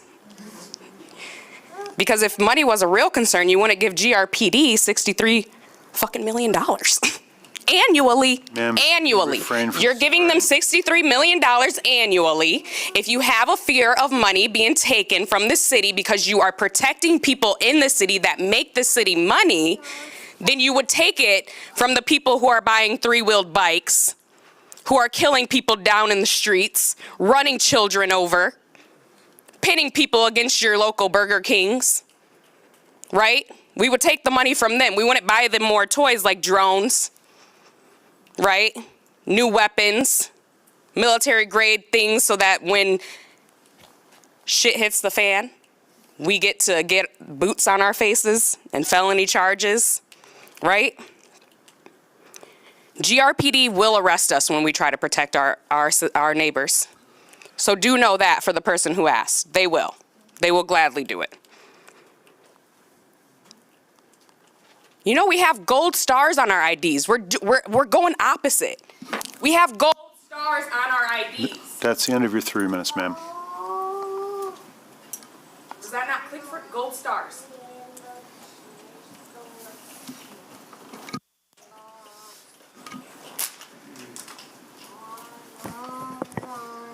Hello, good night. My name is Jose Aguilar. I am proudly also part of Cosecha, Michigan, and part of the community here in Grand Rapids. I also participate a lot on local activities as our Mexican festivity here in Calder Plaza, our festivity over in Cesar Chavez, which is the Day of the Dead festival, with I will say thank you for all the presence that we have of the police helping us on the festival. But also, I am part of the affected community because I am an undocumented immigrant. I was born in Mexico.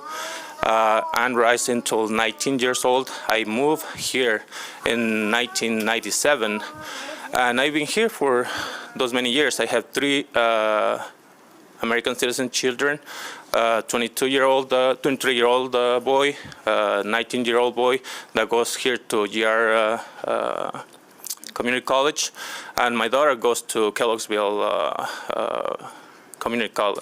High School. I'm sorry, and well, I cannot ask to you guys because I have no way to vote for any of you guys. But I just can say that I've been part of this community for those many years, 27 years, almost 28, and I'm no criminal. I've been part of the helping the economic here in Grand Rapids. I have my own business. I do cleaning for a living. I have 9 different buildings that I clean in the town. I pay taxes, a lot of taxes, by the way, local, federal, and state.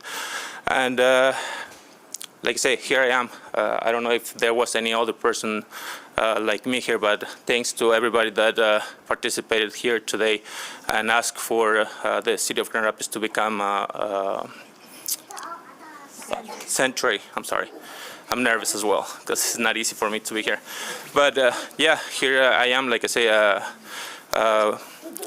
my kids are great kids.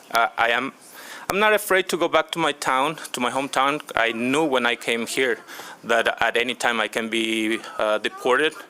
But like I say, my 16-year-old daughter, she doesn't deserve to be left behind with no way to survive herself. You know, I am the support of my house and my wife, and I would like to be until she is either married or she has a career that she can support herself.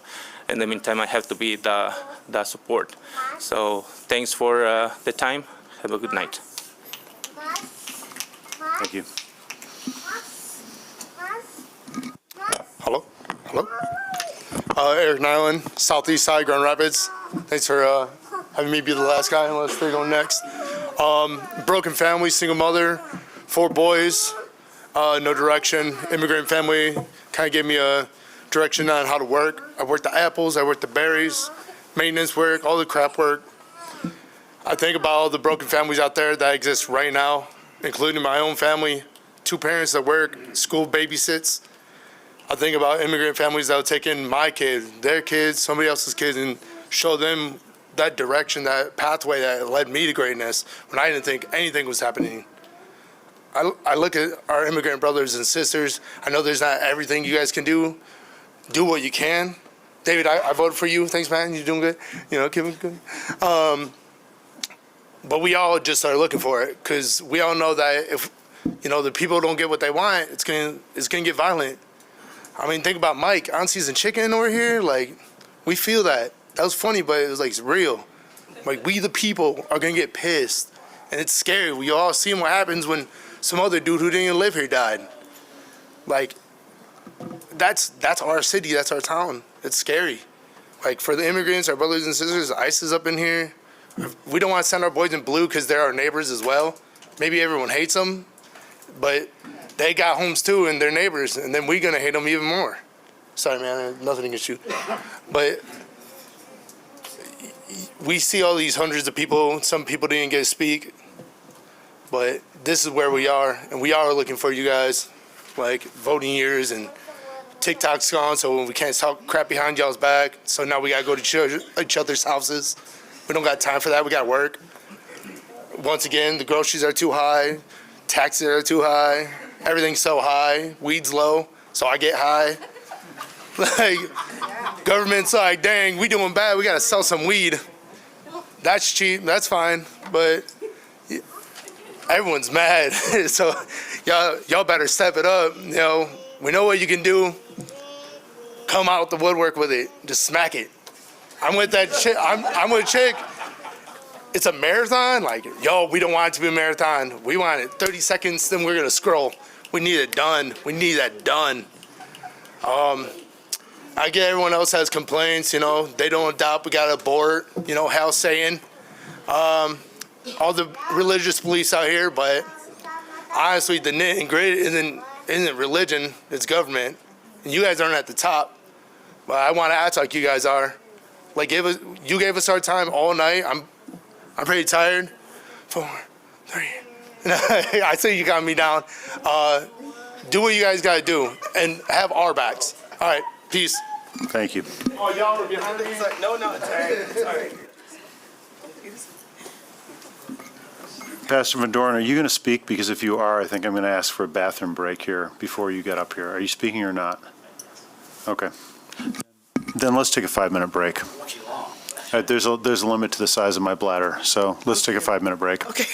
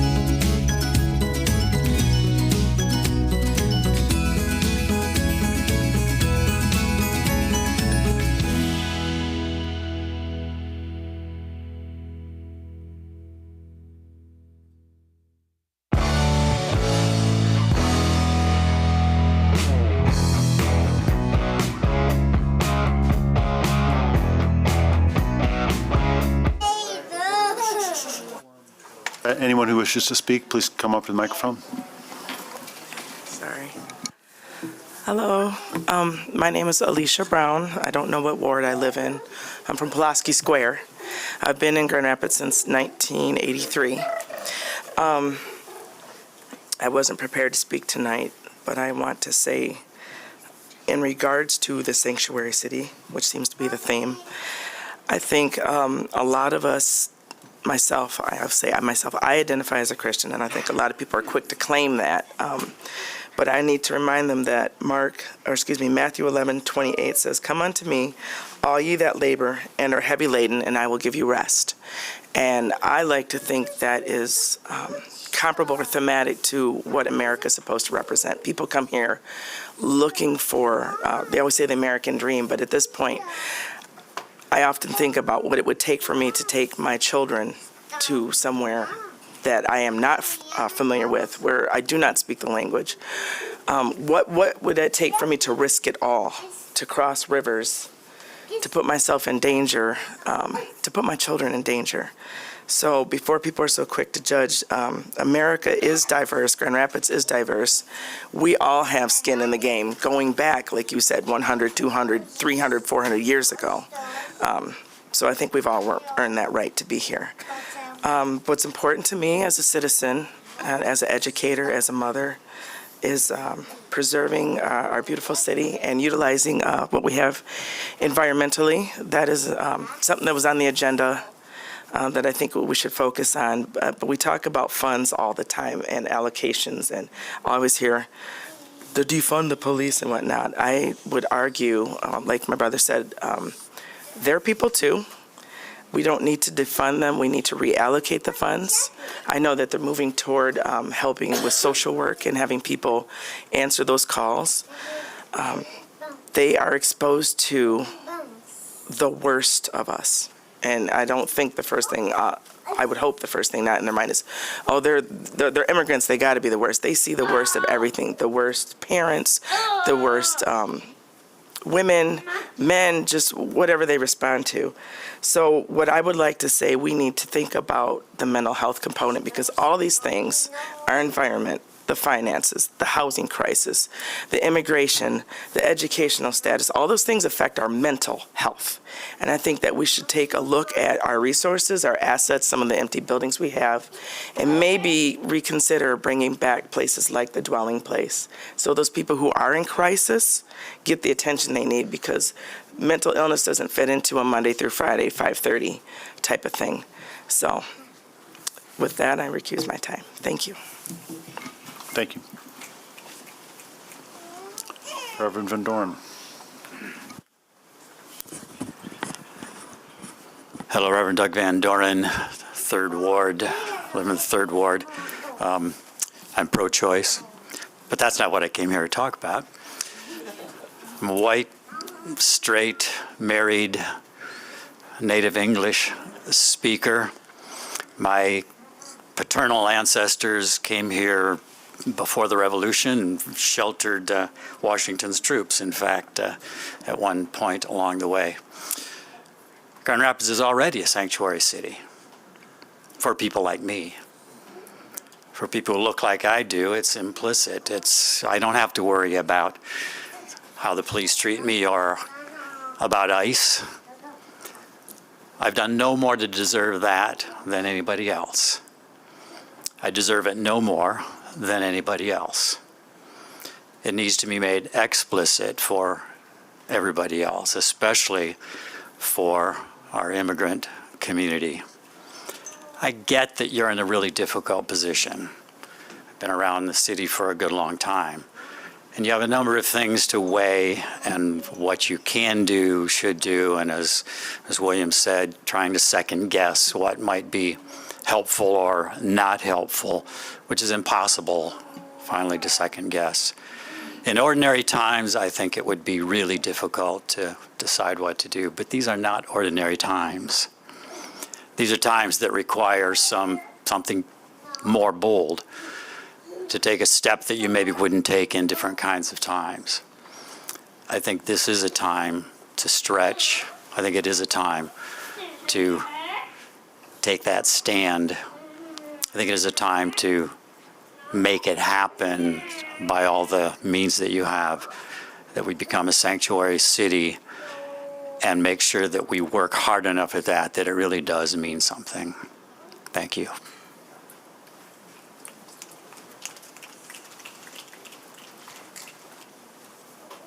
Hi, my name is Jacinda Swanson. I'm a resident of the 3rd Ward. I'm a recently retired political science professor at Western. I spent 21 years or so teaching about justice and democracy, and what I've seen here tonight is part of a beautiful story of democracy.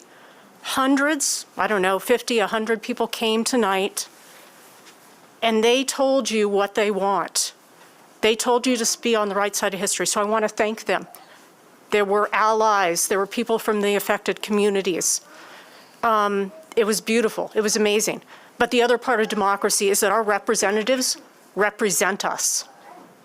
Okay, and I've seen the city commission not represent us many times. You all need to do better, a lot better. Now, I just want to ask a procedural question. I hope very much in your closing comments, someone, several of you, will very, very specifically tell us what next. Where does this go? We all came out here, we need it. This is a crisis. We need action now. We don't want to know that, we don't know what you guys are going to do now. We need to know specifically what you're going to do, the timeline, and how you're going to make this decision. Thank you.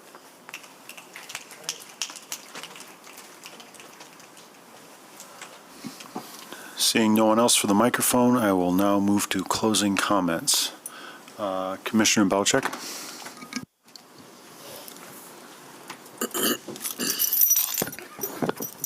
Thank you, Mayor. I guess it's hard to get your thoughts together and be the first one out the gate after listening to everyone sincerely and actively tonight. I am very new in this role, and I want you to hear me when I say I consider myself to be one of you. I am a working mom who has been raising a family on approximately $40,000 a year in the inner city of Grand Rapids. I spend time in Roosevelt Park neighborhood as well as the West Side. I spent a lot of time on the southeast side around Alger Heights last summer.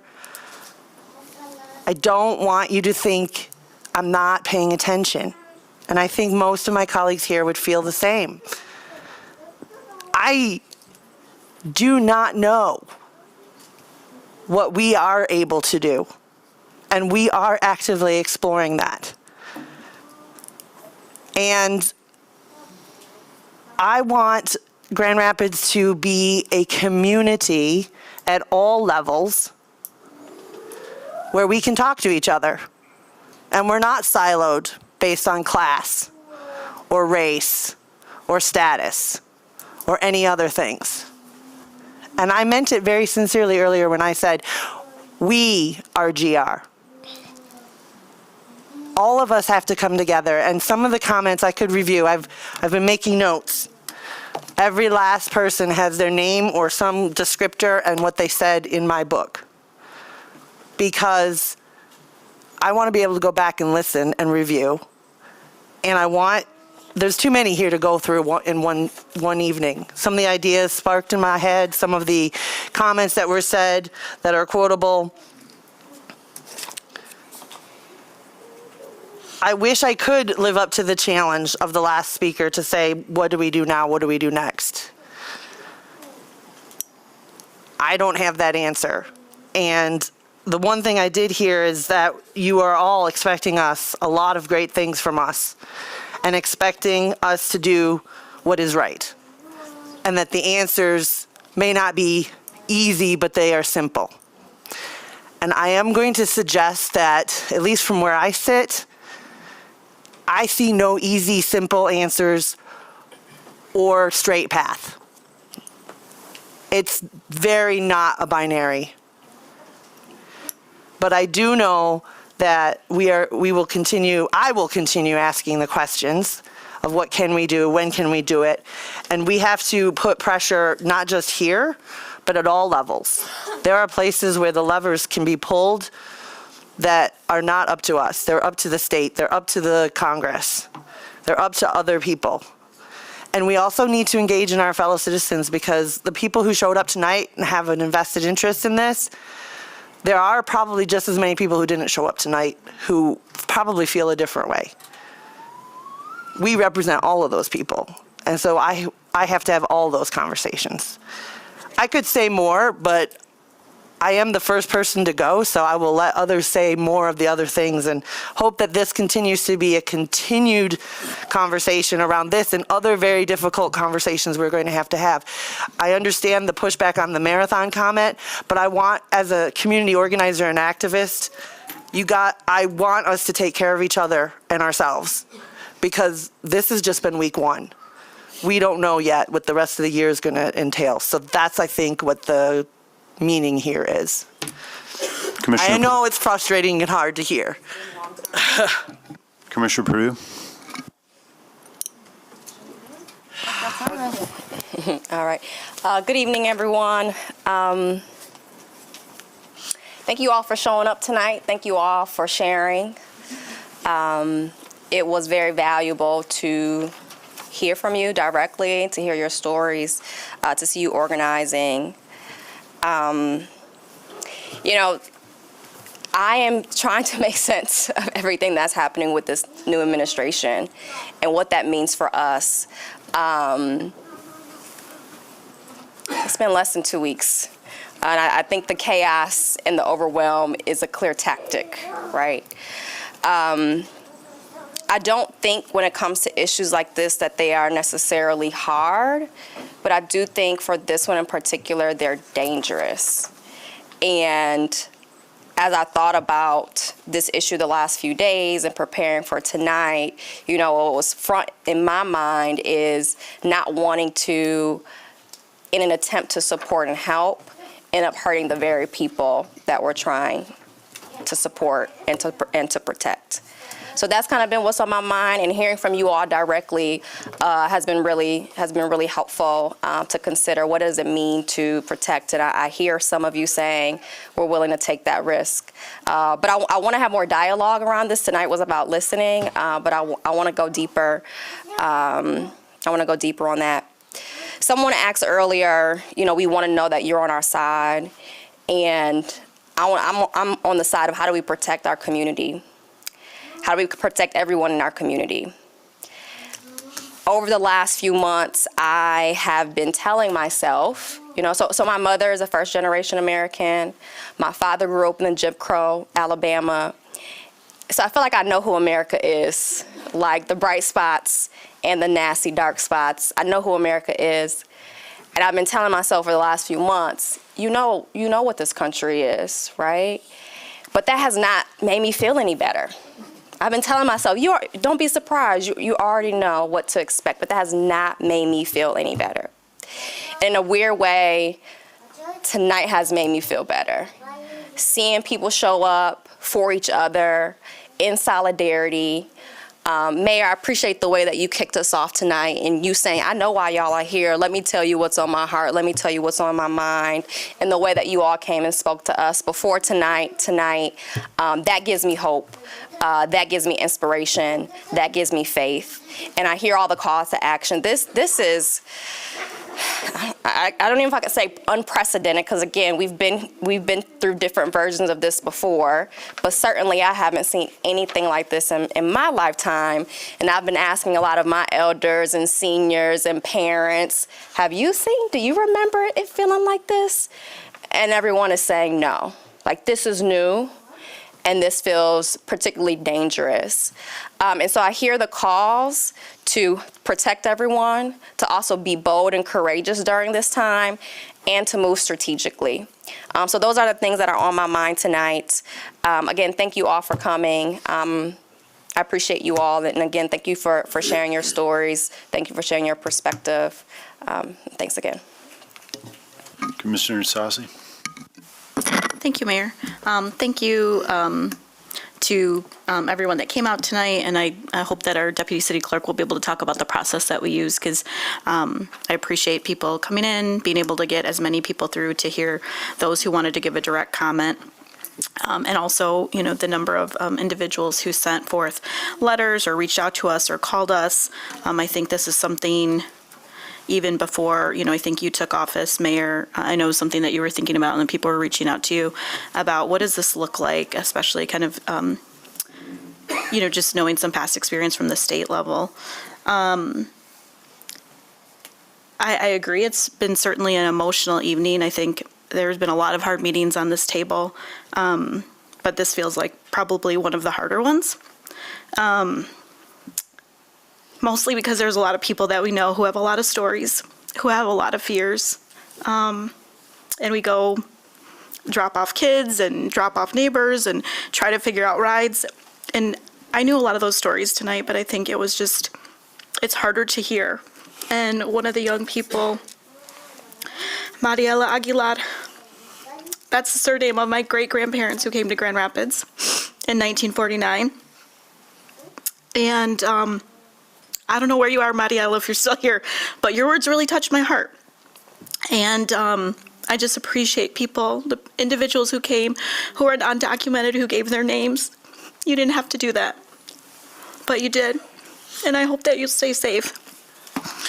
And then I also think about the conversations I had today with nonprofits around the city, individuals who have said to us, I want to keep my staff safe. I want to be able to do the work of our clients. And I'm fearful that if we put ourselves out there, that we're not going to be able to have the funding to do this work. Real legitimate concerns as well. It doesn't take away from the concerns that we heard this evening or the stories that we're hearing. But truly, I think the fear of how will this city operate. And then also knowing that we've been talking at the federal level, but we're getting reports at the state level that there is, I would say, some emboldened action to sort of say, you're not going to be able to get this thing if you don't do this thing. We've never had those decisions up here. It's never been, if you do this, you won't be able to operate the city. And I think that's the precipice. And I think, my two colleagues who have already just shared, that's what I feel like we're wrangling with. How do we keep on doing this work? And how do we also know that the fear and concern, I think Doug said it, is just completely unprecedented. I think there were good questions asked tonight. How will we continue to hold our department accountable? I think the city manager and mayor, both of you, I appreciate that too, were able to speak to that at the beginning of the meeting. Thank you for being proactive and thinking about people's time tonight. Quite honestly, we'll stay here as long, everybody, the mayor, you didn't even get up to go to the bathroom. I did twice. We're gonna stay here and listen to individuals because I think I can say for everybody, we want to hear from everybody. I think I also want to make sure what are the asks in the sanctuary city pieces and what have we done or what have we gone above and beyond.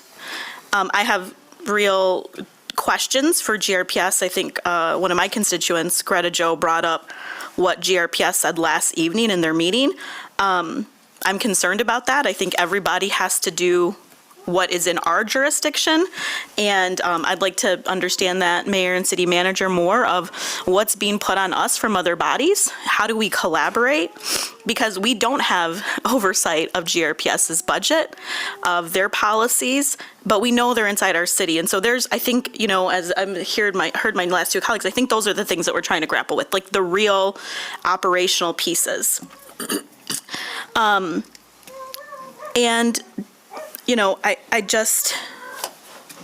guess the question, and I think the political science professor said it best of, and I'm sorry, I wrote your name down, but now I can't read my handwriting. What is that, what can people count on? And so I think what I feel like is I'd like those questions, either what we can restate, City Manager, that we've stated, and the variety of policies that we have. continue to talk about what is our accountability process, because I think we do have one. Get some answers from GRPS. So I think this may include some closed sessions, again, colleagues, about this. I think we need to continue in these next days to really look deeply, particularly at our CDBG grants, because those are significant dollars that are going towards housing repairs, eviction prevention. And it's not enough money, but it is money that I certainly want to understand and not to put at risk. I think there were also good comments about what are the gaps in the policy. Is there something that we're missing that we can do? How can we go further? So, yeah, I thank you so many people for being here tonight. Thank you, colleagues. And then I guess my last comment that I would have is on the water main break. I know a couple people mentioned that we had received a demand letter, and I know that you all have been keeping us up to date, but I know this last week and a half has been keeping us up to date, so just looking for a future update on that item as well. Thank you. Thank you. Commissioner Kilgore? Sure. So I just want to say thank you to everyone who came out tonight to voice their concerns. Thank you to everyone who emailed us. We will continue to hear you. I want to start by, I understand this is deeply, deeply scary and quite frankly traumatic. Being the first queer person in this position openly, I know firsthand how it feels to feel as though since day one, certain folks have been gunning for your community.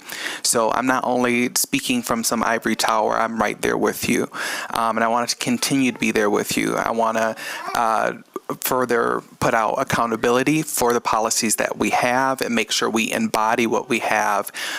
These are good policies that we have, but we have to embody them. And I think I heard that theme of we not only want to have words on paper, but we want to make sure these are actually happening. And as folks want to hold us accountable, that's what we can do as elected leaders, is make sure that we are embodying these values that we have on paper. So thank you for that. This is work. These are community this is community work that we have to do. I'm very thankful to see folks from the movement talking about what to do, right, if they experience interaction with certain groups. I'm happy to see the support of folks who want to get groceries for others. I think that's what we have to do in these times, and I will continue to help where I can. I want to then pivot also to the water main break. So I'm pleased to hear that the neighbors affected by the water main break in the 3rd Ward have begun communication with the city. This is a new development in this event. And again, I hear your pain. I truly do. I can't change the decisions of the previous commission, but I will not cease to work towards atonement for this event. So please know you are not forgotten. I am deeply heartbroken by a lot of the things that I heard today. I am not bored up here. I think some folks understand, we got to shake off the dust of the last commission. I'm not bored up here. I'm not hearing you. I'm not zoning out. I deeply am listening to you and want to continue to have the conversation. It was deeply hurtful to hear the fear that I know all too well. I know anxiety, I know fear very well. And I hear you, but also want to highlight the story of the folks who said, because of this event, they can no longer be Grand Rapidians. Wow. So, please continue to have your representation, communicate with the city so we can begin the work to alleviate some of these challenges you have faced. Thank you all again for being here. Commissioner Knight. Oh, yeah.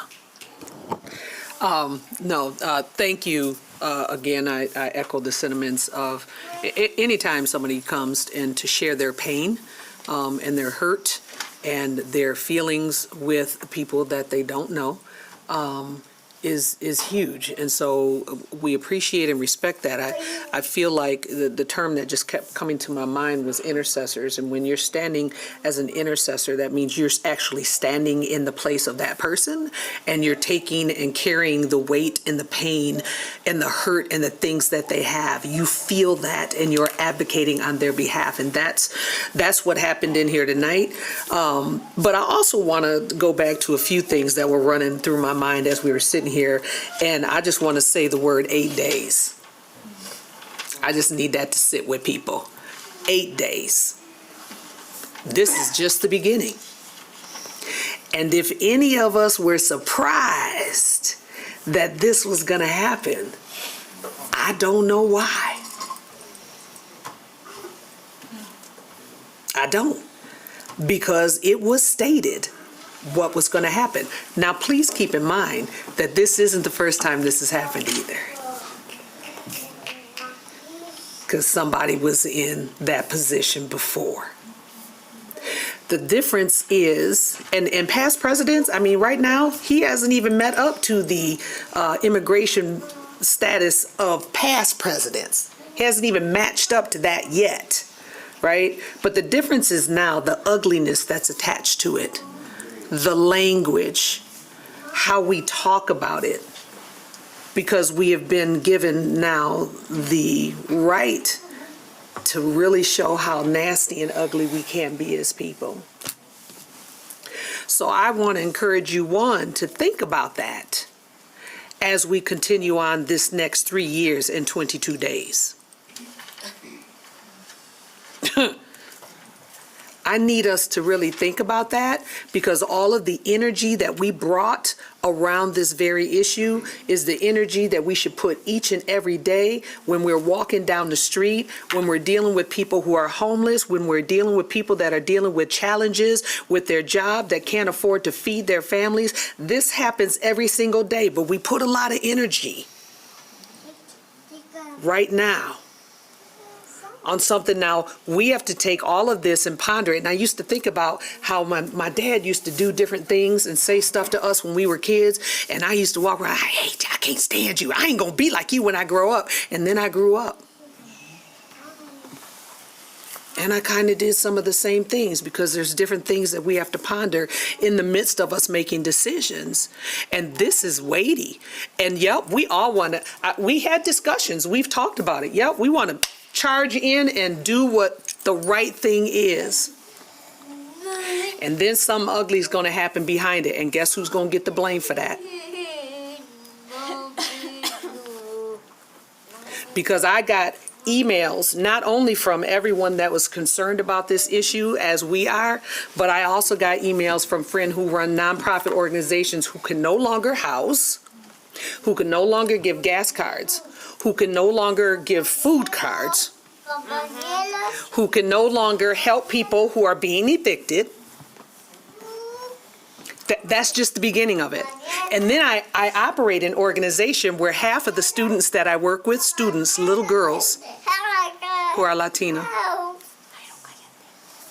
who I have to worry about every single day now. And talk to their parents and tell my staff, okay, if you see anything crazy, call this number. Here's the parents' phone numbers. Make sure you keep them on you at all times. And you do what you have to do to protect them. I'm just going to put that out there, whether it's right or wrong, because it is, right? We are our brother's keeper. It is our job to protect our neighbors.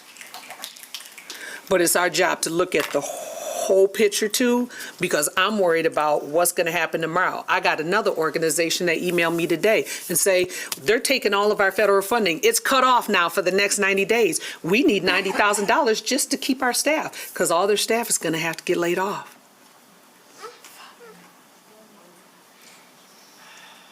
These are some of the unintended consequences that have already started happening in our community. Because this didn't start here, y'all. It started in Washington. Just so you remember. Now we have to figure out how to pick up all the pieces to take care of all of us. to do what's right.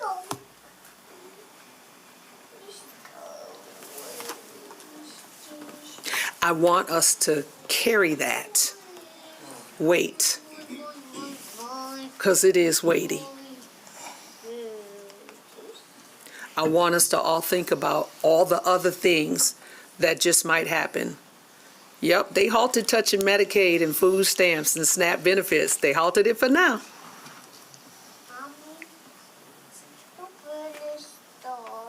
And they did put a temporary stay on the federal funding that they just cut, but that's just till Monday. How are we going to show up going forward? Because we can't operate out of fear. We cannot. We have to be strategic. We have to be smart. We have to be galvanized together, not just over one thing, but all the things. And not be surprised by what happens. 8 days. I'm looking forward to the conversation as we continue to go forward, because we just talked about this today, y'all. It's not like it's been sitting with us. Like, we just talked about it today. Because foolishness has been happening real fast. And all we've been able to do is be reactive. 8 days. Looking forward to looking deeper into the policies and seeing where we can close the gaps. I think 2 weeks ago, City Manager, we started talking about putting the information back out so that people knew where we stood. It didn't just happen this week. This was put in place years ago, before I was here. But I felt that it was important that we knew and that our community knew where we stood as a city, as a people. And we're going to continue to do that fight. And we're going to continue to work. And we're going to continue to come together to support each other as a community. 8 days.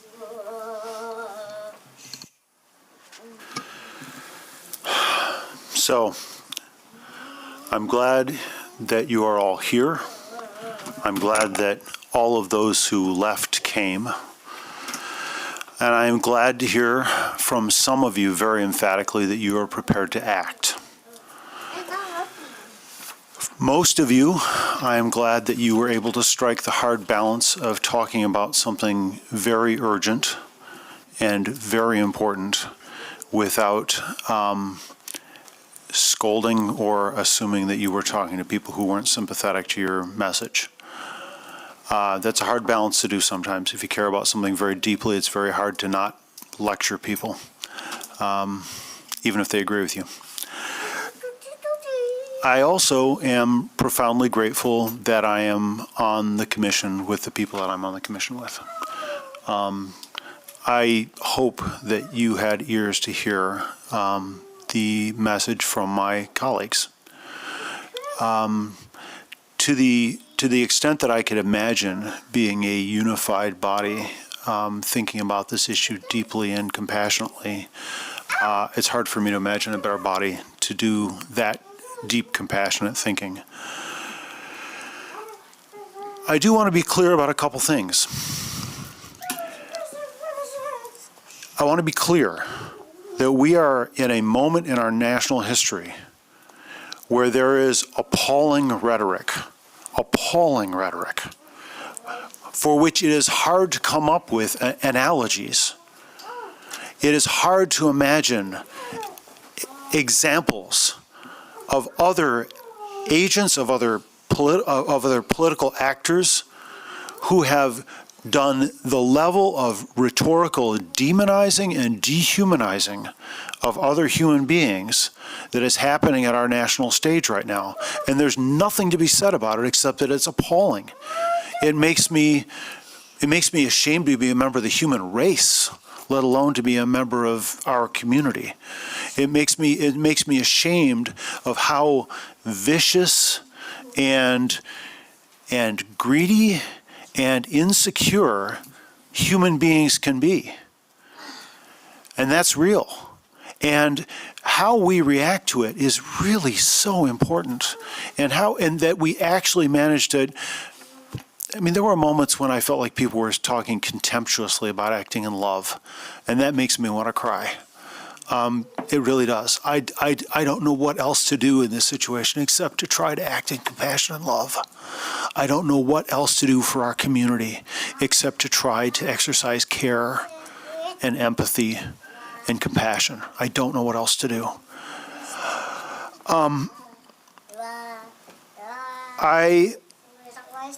What I hear and what I think I hear from all of you, details aside, is an overarching concern that we do act in care and compassion for everyone who's in our community.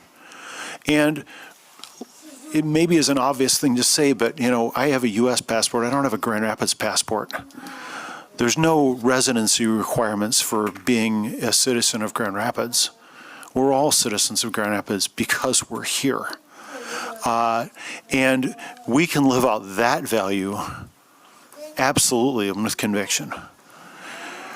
Now, I will say that I think that one of the profound points that was made tonight was about allyship, and that being an ally, you always have to be very careful not to talk for the people who are most affected by the issue. But let me say this. It is also true that people who are going to be deeply affected by this issue are not in this room, and we're not talking today. And I started working on and thinking about and convening people around this issue with a deep sense of urgency months ago. The day after the election, I started meeting with people and discussing and trying to formulate plans with a deep sense of urgency. And in the community outside of this room, from affected people, I have heard a real concern that we not act in a way that put those people in harm's way. And the best analogy I can come up with is the family analogy. So I don't want anyone in this room to think that I am not acting, that I am going to shy away from things out of a deficit of courage. I am not. I am not afraid for myself. However, think about your families for a minute. Putting yourself in harm's way is one thing. Putting your family members in harm's way is another moral question. Now, I would let my kids put themselves in harm's way. I'd let my wife put herself in harm's way if I was sure that they were moral agents, that they were fully able to make that decision for themselves. All my children are grown. So I'm not denying that my children have the ability to put themselves in harm's way if they wish, or my wife. But I get worried about them. I would worry about them. It would scare me in a way that putting myself in harm's way doesn't. And I feel, and I suspect that everyone else also up in this dais feels like, particularly those of us who got elected, because I sometimes analogize being elected to something like a marriage, that I feel a sacred trust to the people of this community, and I feel a duty of care to the people of this community. And there are 200,000 people in this community, and there are thousands of people in this community, probably more than 10,000 who are undocumented, which means a whole lot more people than spoke today. And we have to care for and be concerned for those people because they are part of our family. And those are the considerations that we have to weigh here. So please do not think that we are shying away from something, that we are not acting in courage, because what we are trying to do is act with courageous care. And that doesn't mean reducing things to simple choices. And it doesn't mean being completely clear that we're right about something. And it doesn't mean being done with it tonight. It doesn't mean any of that. But it does mean that, again, it hurt me a little bit tonight to have people minimize the idea that this is a moral issue. There is nothing more important than moral issues. There is nothing more important than morality, than how we act as moral agents in the world. Politics is a distant second. Finances for the city is a distant third. The real compelling question is, how do we act as moral agents in this incredibly fraught, in this incredibly distorted, in this toxic moment in American history? And that's something that all of you are going to have to answer for yourselves, and all of us are going to have to answer for ourselves. But at the same time, we're in a unique position because we're elected. And that means that we have to be honest with the people in our community about what we can do, about the limits of what we can do. And I will tell you, if there is anything that we can do to act with care, to make policies that will care for the members of our community, I can tell you we will do that. There's no room between us up in the dais on that issue. We're happy to continue to discern this. We're happy to continue to think about it. We're not done. But it doesn't mean that we're going to try to find a quick answer here, because as Commissioner Knight pointed out, things are going to be different tomorrow. I didn't wake up this morning, and maybe she has less of a capacity to be surprised than I do. I didn't expect this morning to wake up and wonder whether my daughter was going to get an email saying, "Don't worry, it doesn't look like student loans are all going to get canceled," or whether my mother was going to have to wonder whether, Social Security was going to get canceled. We are in really uncharted territory here, and we will try to do our best, and we will bring a sense of urgency and what wisdom we can bear to the situation. But that doesn't mean that we have a magic wand. It doesn't mean that we have powers that we don't have. It just means that I will promise you that we are unwaveringly committed to trying to act with care for this community and everyone in this community. And we do not sort based on citizenship papers in the city of Grand Rapids, because they don't exist. So thank you all for coming, and thank you for contributing. Automatic immunity, please, to people that protect. Thank you. No, we got comments from City Attorney. You have any comments you want to make? City Manager? Yeah, I do. Thank you, Mayor and Commissioners, for your remarks, and public for coming out. And so I just see a lot of the comments been directed, rightfully so, to the members of the community in hearing them today. But I do think the staff will need some direction, because as of this moment, I've not heard any other than some questions, and that's okay. We need to sit in this discomfort, and we don't, to your point, we don't have all the answers. But a couple things I will say. I, in our organization, continue to stand very unapologetically on our values of equity and sustainability. And until we're told to change, that's what we will continue to reflect in the way the organization is ran, to include the operations of the Public Safety Department. And so the policy that we share with you today will continue to be reinforced. And there's a lot of elements of that promote safety for all of our community members, to include those who are undocumented.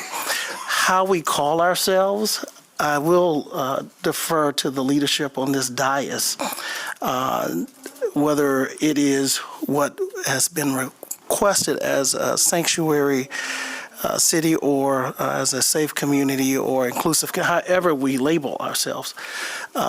The behavior of the department will continue to be one with respect and inclusion and equity for all of our community members. So I want to ensure the public of at least my commitment, and you've heard that from the police chief. And then lastly, I do agree with the comments that I've heard around the